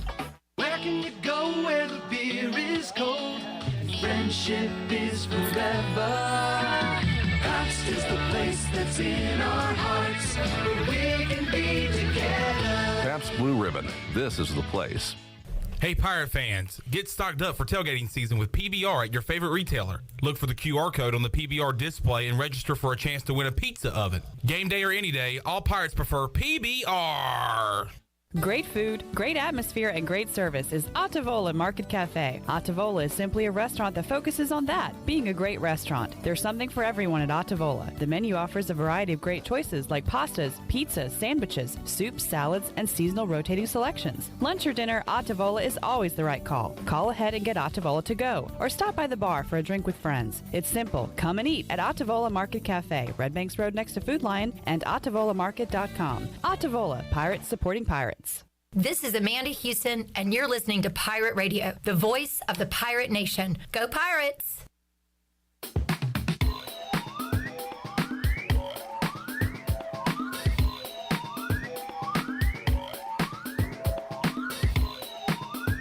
You're listening to Hour 3 of Pirate Radio Live. This hour of PRL is brought to you by Bud Light, reminding Pirate fans to stay in the game and drink responsibly. Bud Light, the official beer of the ECU Pirates, and proudly distributed by Carolina Eagle Distributing since 1989. Now, back to the show. Welcome back. Quality Equipment is your full-service John Deere dealer with 28 locations to serve you. Quality Equipment is open in Winterville next to Sam's Club, or visit QualityEquip.com to find the location near you. Now let's head back into Pirate Radio Live. Here is your host, Clip Brock. All right, Bryce Williams here. 3-3 are the Pirates. 6 down, 6 to go.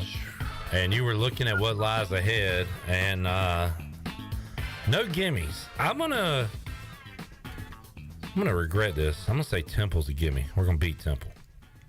Yeah, I haven't heard much from Temple this year. I haven't even paid attention to him, but they might have Kurt Warner's son slinging it against us. Oh, so there's something. Hey, that's. But looking ahead, Memphis, UCF at home, huge back-to-back games, 7:30 at night, and then you got your 2 Friday Night Lights games back-to-back at BYU off week, at Cincinnati on Friday nights, and then you follow it up, Houston at home at Temple. So, Bryce, how does East Carolina, sitting at 3-3 right now, finish this season? Can go a lot of different ways. I'm hoping we can go to another bowl game. So I'm at least say bowl eligible. So you've gone from, and I'm not like we all have gone from, we're going to another bowl game to I'm hoping we can go to another bowl game. You know what I mean? Like it's dropped. I'm hoping we can make another bowl game. Hoping. It's just, yeah. I'm hoping we got. You're not giving me a lot of confidence right now. Yeah, I'm just hoping because we got some. I will say on the upside, we have performed very well against ranked opponents. We obviously didn't come out victorious, but we have played very well against Cincinnati when they were ranked. I think SMU was the ranked team whatever year ago it was. So if we, if we can just play like we've played in the past. And be sharp, make good decisions, be effective on all aspects of the ball. Special teams, offense, defense. I think we got the ability to pull out at least 3 more wins. All right, Bryce. Memphis football. How about Memphis last Friday night? They are winning the whole game against Houston. And Houston scores with about 1:40 left. Kick an onside, score again. Yeah. Houston wins. So they are coming off. They could be 5-1, 3-0 in conference. Instead, if I'm Memphis right now, I worry about going on a tailspin after the way they lost that last one. They need to bounce back in a hurry. So you look at what they've done. They are 4-2 on the year. Lost to Mississippi State, who's ranked right now. They hammered Navy, which all that means is our defense and their defense did about the same against Navy. Yeah. Their offense did a whole lot better. Yeah. They beat Arkansas State, beat North Texas, hammered Temple 24-3, and boy, had one last week that they should have won. So that's where they are. Let me ask you this, Bryce. What's the line on this game? ECU Memphis. In Grindville, Saturday night. I'm going to say... Homecoming. I'm saying the line is obviously I'm thinking in favor of Memphis by 13. All right, Bryce. You've been pretty good at this all year. But you are way off. Whoa. We're not even in the same stratosphere. Oh, God. For the good or bad? Because not only is Memphis not favored... Oh, I shouldn't have said that. Not only is Memphis not 13-point favorites, they're not favored at all. Really? Wow. Well, hey. So what do you think? Pirates by 2 or 3, right? Pirates by 5, baby.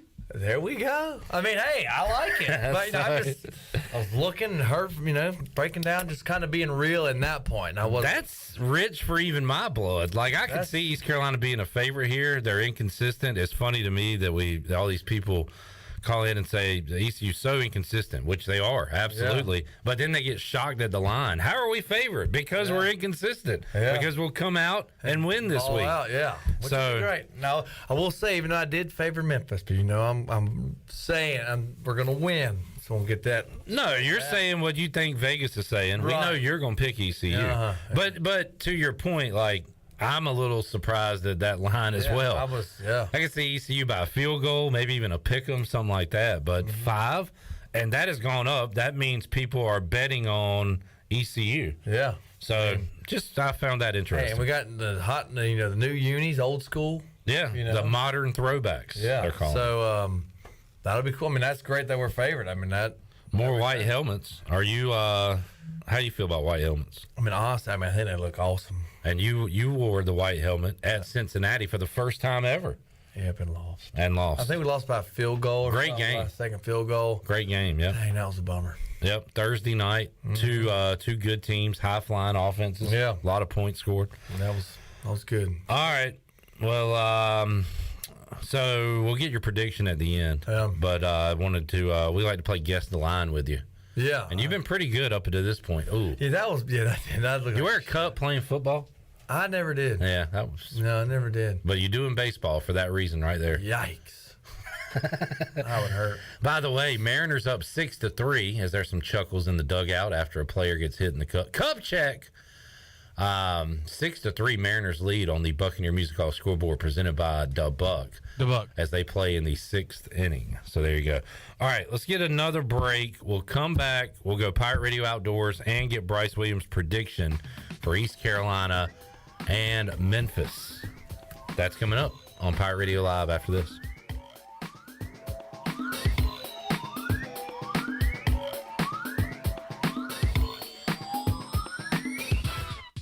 Wings Over delivers. Wings Over delivers. Wings Over delivers. If you're looking for wings to be delivered to your home, Wings Over Greenville has you covered with no third party needed. Wings Over Greenville has its own in-house delivery service. Be sure to try the all-new tender sandwiches by ordering ahead on the Wings Over mobile app. Open till 3 a.m. on Friday and Saturday, Wings Over has everything to cure those late-night munchies. Give them a call at 758-9464. Wings Over Greenville. They deliver. Pirate fans, it's a key American Conference showdown Saturday the 15th as your East Carolina football team welcomes the Memphis Tigers to Greenville. Tickets are as low as $35 in the upper deck and just $50 in the lower bowl. The 2022 Hall of Fame class will be recognized, including pro golfer Harold Varner and former Pirate quarterback Marcus Crandall. It's also homecoming at Dowdy Ficklen Stadium, so tickets are going fast. Call 1-800-DIAL-ECU or go to ECUPirates.com to get your tickets today. North Carolina State Parks is proud to announce that they have partnered with the Hometown Strong program. Our visitor centers are now equipped with public Wi-Fi to help kids with school. Remote learning has become a critical public health measure in maintaining social distance and continuing to educate our young people. Take advantage of Wi-Fi and a hike at Goose Creek State Park or a day trip to the beach and access remote learning at Fort Macon State Park. For more information, visit hometownstrong.nc.gov. It's bow time. The Mumfest concert featuring CMA New Artist of the Year, Jimmy Allen, is coming. Give you my best shot. Join Bojangles Friday, October 14th at Lawson Creek Park in New Bern for Jimmy Allen. Down home. Oh, you know mama's still cooking and down home. Gates open at 4:30. Coolers are not allowed. The Mumfest concert, Friday, October 14th at Lawson Creek Park in New Bern. For tickets and info, go to mumfest.com. Mumfest.com. It's bow time. East Carolina Chrysler Dodge Jeep in Greenville is making it easy for you to buy a new truck or Jeep in October. The inventory is back and so are the incentives. It's Ram Power Days at East Carolina Chrysler Dodge Jeep and you'll save up to $2,500 plus get 1.9% financing for 60 months on a new Ram truck. East Carolina Chrysler Dodge Jeep needs to make way for the 2023 model, so October is a great month for you to upgrade into a new Ram or Jeep. Save $2,000 or get 2.9% financing for 60 months on a new Jeep Compass. Save up to $2,500 on the 2022 Jeep Grand Cherokee, the most awarded SUV ever. And you'll need to check out the new 2023 models like the new Jeep Wrangler. Lease the new 2023 Jeep Wrangler Sport for only $399 a month. East Carolina Chrysler Dodge Jeep, across from the Crackville in Greenville. Come see us. Wrangler lease is 39 months, 10,000 miles per year with $29.99 due at signing. Offers do not include tax, tags, and the $7.99 admin fee. Customers must qualify for all applicable rebates. See dealer for details. At Jimmy John's, we don't make sandwiches. We make the sandwich of sandwiches. We use fresh veggies because we don't hate salads. We just feel bad for them. We make our sandwiches exactly how you want because you're the one who's eating it. And we bake bread all day, every day because stale bread isn't bread. It's croutons. Sandwich history is written by the victors. Good thing we have legible handwriting. Jimmy John's, the sandwich of sandwiches. Order pickup or delivery on the app. Before anyone walks into your business, the outside is what they see. Make sure your first impression is a good impression with the right curb appeal. Hi, this is Daniel Andrews from Dan Andrews Lawn Service. We specialize in making your business look great. Let us handle all your professional landscaping needs. We do it all so you don't ever have to worry. Residential services are also available. Call us today at 717-8006 and we'll come out and give you a free quote. Taking care of your landscaping needs is all we do, and we've been doing it for over 20 years. You can trust our reliable team at Dan Andrews Lawn Service, covering all of Eastern North Carolina. This is Mike Houston, head football coach at East Carolina University, and you're listening to Pirate Radio, the voice of the Pirate Nation.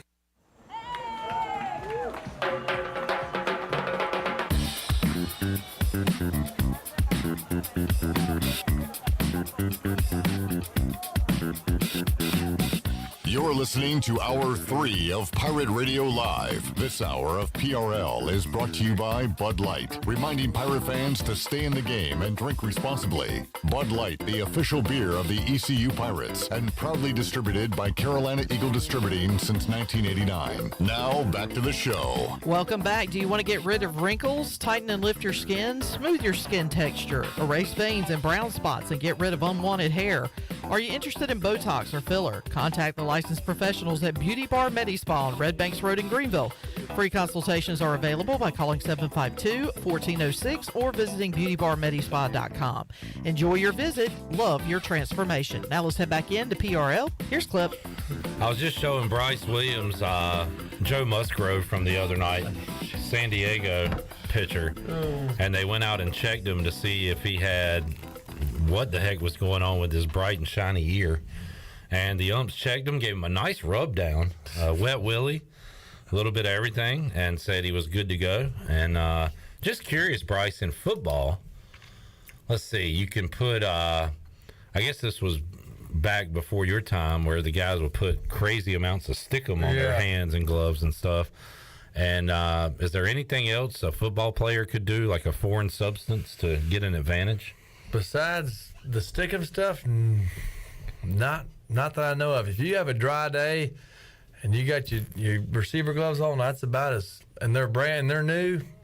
They're like tacky, right? Like if you, yeah. And they'll, like you do that, like you ain't moving it or your helmet, but a fresh new pair of gloves. Do you get a new pair for every game? Well, my first year I wore my all white ones because I think that's what Gronk wore. So I wore those every game. The Gronks. For the most part, I think I was pretty modest. I think, if I needed them, I'd get new gloves. But you have game gloves that you just wear in the game, so I would just wear those. Did you wear gloves during rain games? I've heard different takes on that. Sometimes I'll take them off. And then we ended up getting some like leather gloves that work pretty good. Is what I'll normally go if it's raining a lot. But if it's just sort of like misting-ish, I'll just wear my normal gloves. Right. But those are new gloves. But during practice, I would wear some beat, torn up gloves because I, didn't want to get a new pair and ruin them. And I mean, they would like be torn like right here in the seam and stank too. And I guess if you could catch it with that, you would assume you can catch them with some new gloves, right? Oh, yeah. It's you feel pretty confident when you got a fresh new pair of gloves and it's a dry game. Oh, yeah. Isaiah Winstead's playing with a dislocated finger or whatever, and like we ask him, and it hurts. Like, yeah, they're not fun, and it sticks with you. So he's playing with that. Because apparently before the season started, he thought it was broke, and he was like, I don't know, throwing his head, like really upset, like this is it. And they had to like calm him down, like, dude, you're all right. And they kind of moved it back, and now he's just playing through the pain. But did you experience stuff like that? God, that was the worst, because it is a little bit of a mental thing. I mean, obviously, kind of during the play, you kind of forget it, or things like that. But it definitely sucks when you have a jammed finger. It is, God, it doesn't. It feels like it might as well be broke. But if you want to feel it during the play, if you catch a ball, but then like say if you get a like block or something or hit, it just like hits just that finger. Yeah. Oh my God, it doesn't feel too good. And I don't know, is it more catching a ball like that, or is it landing, or it's probably, I guess it's everything. But like, when do you get those injuries most? Honestly, like it'll be at like practice and you're throwing, you try to make kind of a reach out and just boom and hit you, and it doesn't feel good. I don't think I really heard the hand. It's really hard just been there catching the daggone football. There you go. I jammed my finger. Yep. All right, Bryce Williams here. Let's go outdoors real quick, Bryce. Tell us what you've been up to, Pirate Radio Outdoors.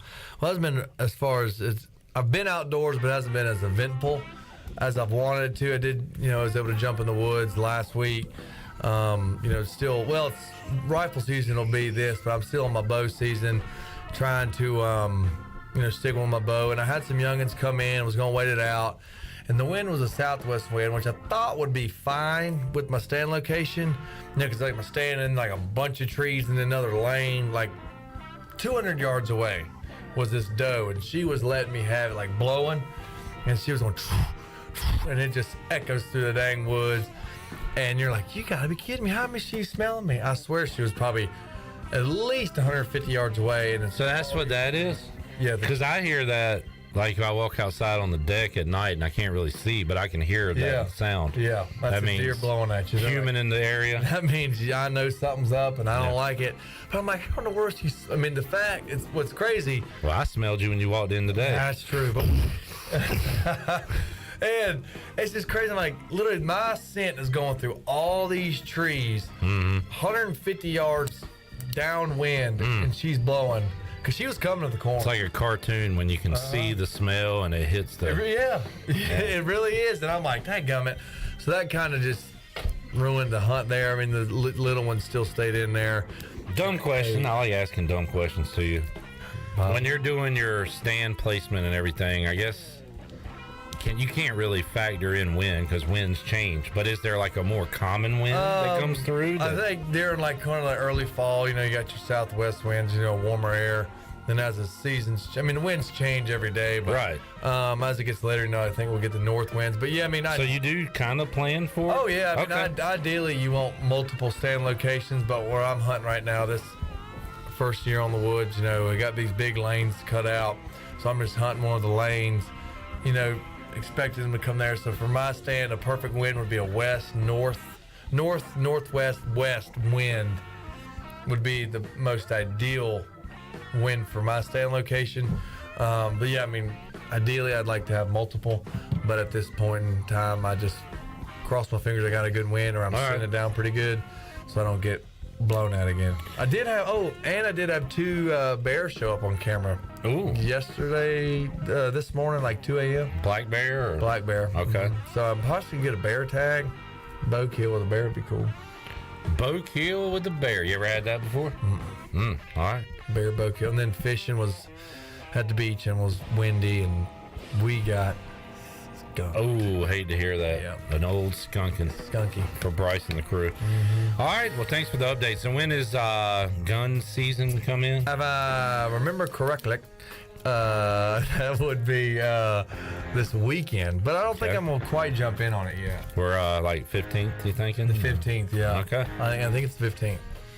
All right, but you're still with the bow. You ever seen Robin Hood, Prince of Thieves from the early 90s? Kevin Costner as Robin Hood?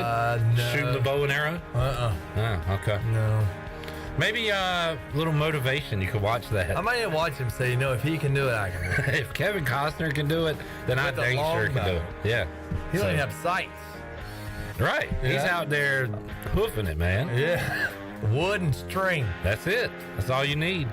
You got all this highfalutin stuff. I know. Can't even shoot nothing. You should be ashamed of yourself, really. I know. Can't have nothing nice. All right, let's go back indoors.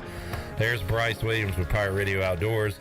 Do we got another break? Should we take our break? Let's get one last break, and this will be a great tease because when we return, Bryce Williams is going to give you his prediction for East Carolina and the Tigers of Memphis. That's on the way when we return after this.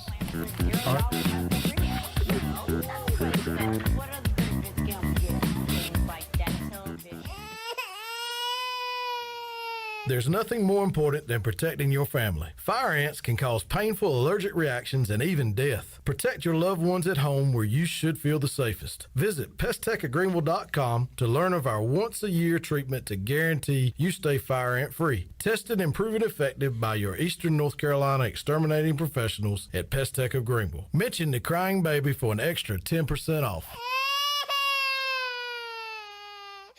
Here today with Jeff Stein from Brown & Wood. Hey Jeff, how's inventory going? Inventory levels are increasing. For the first time in over 45 days, we have Mazdas in stock, Buick in stock, Cadillac in stock, and GMC in stock. I highly encourage the customer to go to gmc.com, build and price their vehicle, share that with Brown & Wood, and let us place your order. We need some price protection for these customers, and you got to place an order to have that. Brown & Wood, your #1 dealership in Greenville, and the home of the lifetime powertrain warranty. Welcome to US Cellular, where new and current customers choose any phone they want for free. Free? Even the one with 5G and lots of storage? Free. And the one with the latest everything? Free. At US Cellular, any phone you see is free, whether you're a new or current customer. US Cellular, America's locally grown wireless. Terms apply. See uscellular.com for details. This is Brandon Tate, owner and operator of Atlantic Wireless, an authorized agent for US Cellular since 1997. Visit atlanticwireless.com to find the store near you. We go beyond the call. Hey Pirate Nation, Shimmer Boutique is your one-stop shop for all your tailgate essentials. This is Holt Nailers, and if you need a Yeti cooler, apparel, shoes, or accessories for the season, Shimmer has you covered. Shimmer Boutique is also the exclusive retailer in Greenville carrying the largest selection of built when broken gear for adults and youth. Be ready for game day and every day at Shimmer Boutique on Greenville Boulevard behind Starbucks and in Winterville across from Lowe's. Go Pirates! Dear past, present, and future football watchers, you know why we're here. The football season is back! Woo! That means those pregame barbecues with an ice-cold Pepsi? Totally back. Your perfectly placed football watching corner seat back and comfy as ever.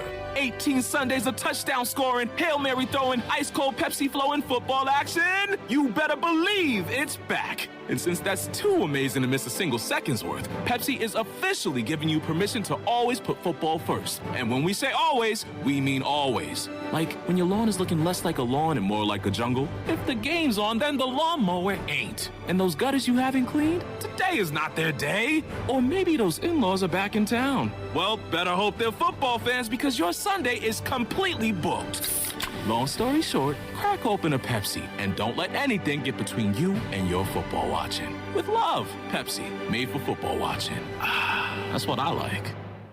It's Bostic Sugg Furniture's Lazy Boy Market Sample Sell-Off. We bought out an entire showroom of 100 one-of-a-kind pieces of Lazy Boy furniture. Now we're selling it all at drastically reduced prices. Floor samples slashed an additional 50 to 70% off. This is a one-time opportunity to shop extreme sell-off prices on brand new Lazy Boy styles, recliners, power recliners, sectionals, and leather furniture, designer chairs, cocktail ottomans, and much more. Hurry! You will never, ever find Lazy Boy furniture at such low prices again at Bostic Sugg Furniture.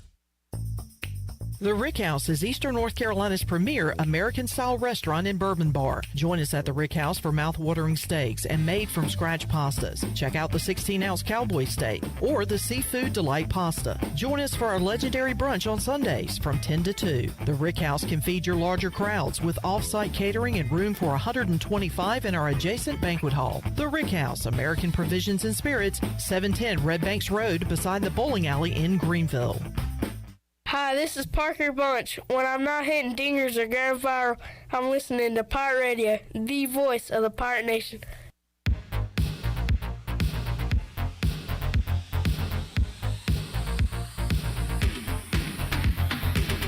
You're listening to Hour 3 of Pirate Radio Live. This hour of PRL is brought to you by Bud Light, reminding Pirate fans to stay in the game and drink responsibly. Bud Light, the official beer of the ECU Pirates, and proudly distributed by Carolina Eagle Distributing since 1989. Now, back to the show. Welcome back. Taking a quick look at your stock market. The Dow was up 36 points and closed at 29,239. The NASDAQ was down 115 points at 10,426, and the S&P was also down 23 points at 3,588. That's your Wells Fargo Advisors Stock Market Report. For a personal look into investing, call Wells Fargo Advisors today at 756-6900 in Greenville.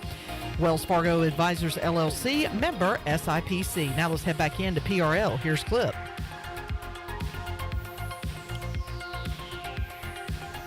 All right, welcome back into the show. Clip Rock Sorry. here. No problem. Shirley, guess who's batting for the Astros? Who?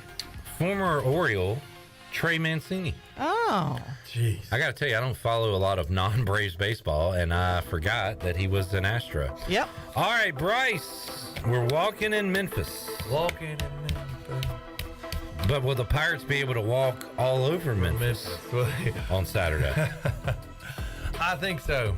I'm definitely going Pirates with the W. I'm not discouraged with offense from last week because we put some points up. We've had really good offensive games. So, but how many points are we gonna score? I don't know how we're gonna come. More than 9. More than 9. I think is the guarantee. But so I'm not sure how we're gonna come out. I'd like to think pretty good. I don't want to be too crazy. I'm gonna go like ECU 28, Memphis 23. All right, exactly 5. That was like I didn't. That's really, a push. That was All right, going for the push. We'll all right. I mean, I think we can. Pulling for pushes. Yeah, I think we can do it. All right. Thank you for being here, Bryce. Thank Enjoyed y'all it, man. for having me. All right. We'll see you next time. Audio. Let's take a break for a day and come back at 3 o'clock tomorrow for an all-new edition of Pirate Radio Live. For Shirley, Chan, the crew here, I'm Clip Brock. So long, everybody. Thanks for listening to Pirate Radio Live, an exclusive presentation of the voice of the Pirate Nation. This is Pirate Radio, WGHB Farmville, 1250 and 92.7 FM Greenville, WDLX Washington, 930 and 104.1 FM Washington.